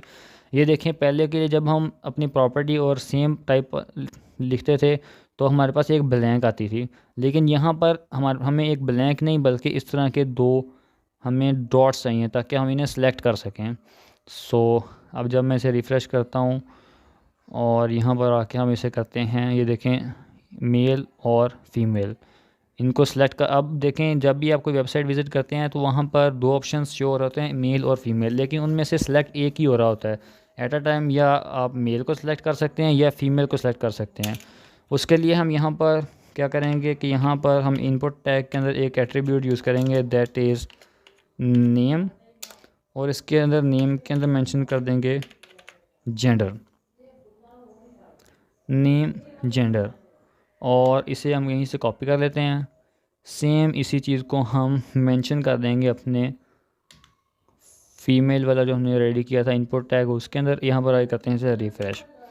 ये देखें, ये मेल। अब जब मैं फ़ीमेल को सिलेक्ट करूँगा मेल वाला ऑटोमेटिकली ख़त्म हो जाएगा। अब मेल वाला सिलेक्ट करूँगा फीमेल वाला ऑटोमेटिकली ख़त्म हो जाएगा। ये देखें, इस तरह हम यूज़ करते हैं जेंडर नाम की प्रॉपर्टी। इसके बाद अब सबसे पहले तो हम यहाँ पर दो ब्रेक टैग यूज़ करेंगे। मैं यहाँ टैग स्टार्ट करता हूँ BR और अगेन। ये देखें, दो हमने ब्रेक टैग यूज़ कर लिए हैं। अब हम नेक्स्ट यूज़ करने जा रहे हैं अपना हॉबीज़ नाम का जो प्रॉपर्टी, उसे सबसे पहले यहाँ पर एक लेबल टैग लेते हैं और इसके अंदर लिख देंगे हम हॉबीज़। हमारे पास हॉबीज़ प्रिंट हो चुका है अपने आउटपुट के अंदर। अब हम जिस तरह से यहाँ पर हमने मेल और फीमेल के लिए डिफरेंट इनपुट टाइप्स ली थी, इसी तरह यहाँ पर अब जितने ऑप्शन हम देंगे उतनी ही हमारे पास इनपुट टाइप्स आएंगी। लाइक अगर मैं यहीं से इसे कॉपी कर देता हूँ, बल्कि रहने दें, हम इसे टाइप कर देते हैं। यहाँ पर हमारे पास जो जेंडर है, नेम, वो भी एक्स्ट्रा थोड़ा सा। सबसे पहले मैं यहाँ पर एक लेबल टैग स्टार्ट करता हूँ, इसको कर देते हैं क्लोज़, और यहाँ पर मैं ऐड करता हूँ क्रिकेट को ऐड करने के बाद अब यहाँ पर मैं इसकी इनपुट टाइप दूंगा। इनपुट टाइप देने के लिए हम लिखेंगे इनपुट और उसके बाद यहाँ लिखते हैं टाइप। अब इसके टाइप के अंदर बेसिकली हम लिखेंगे चेक बॉक्स। अब हम चेक बॉक्स क्यों यूज़ कर रहे हैं, ये भी आपको रीज़न मिलेगी जब हम अपने आउटपुट में जाएंगे।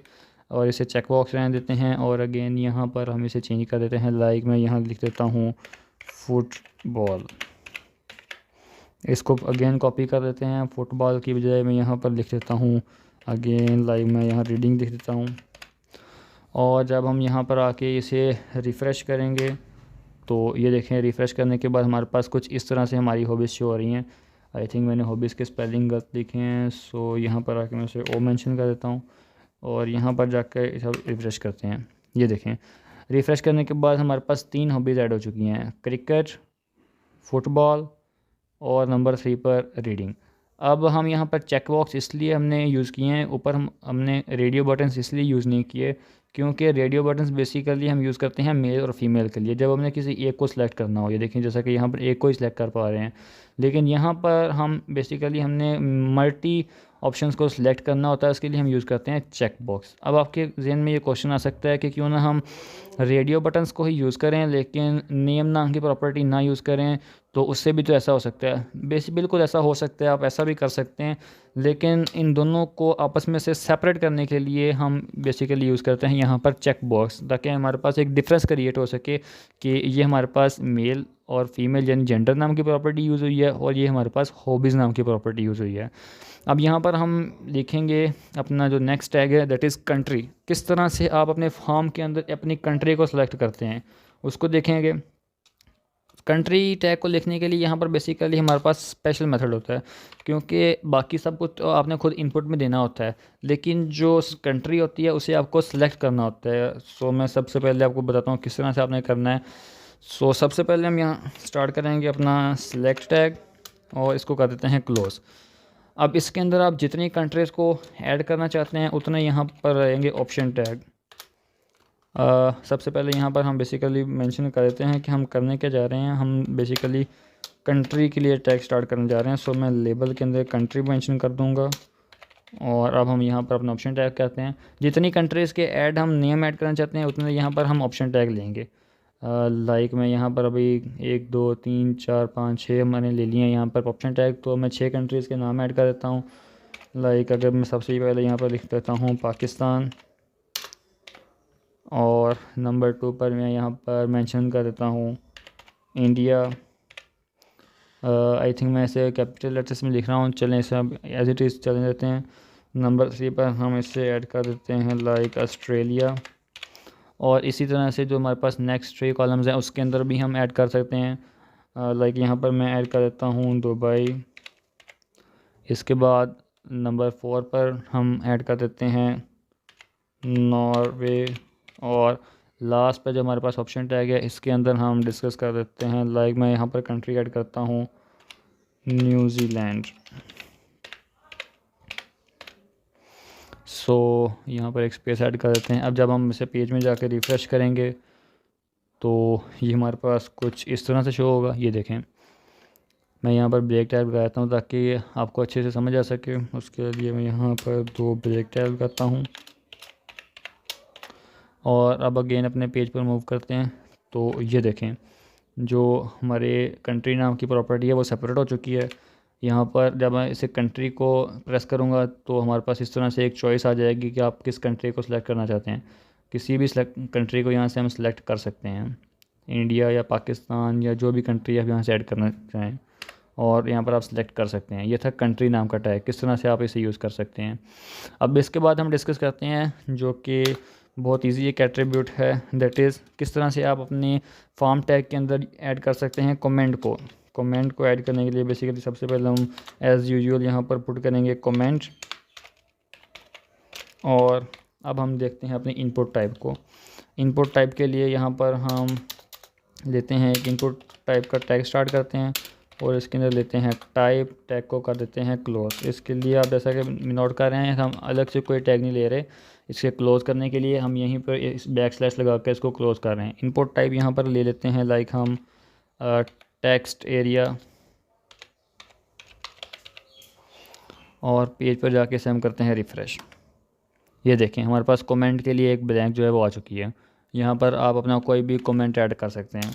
लेकिन ये जो मेथड है ये पुराना हो चुका है HTML के अंदर, अब इसको यूज़ नहीं किया जाता।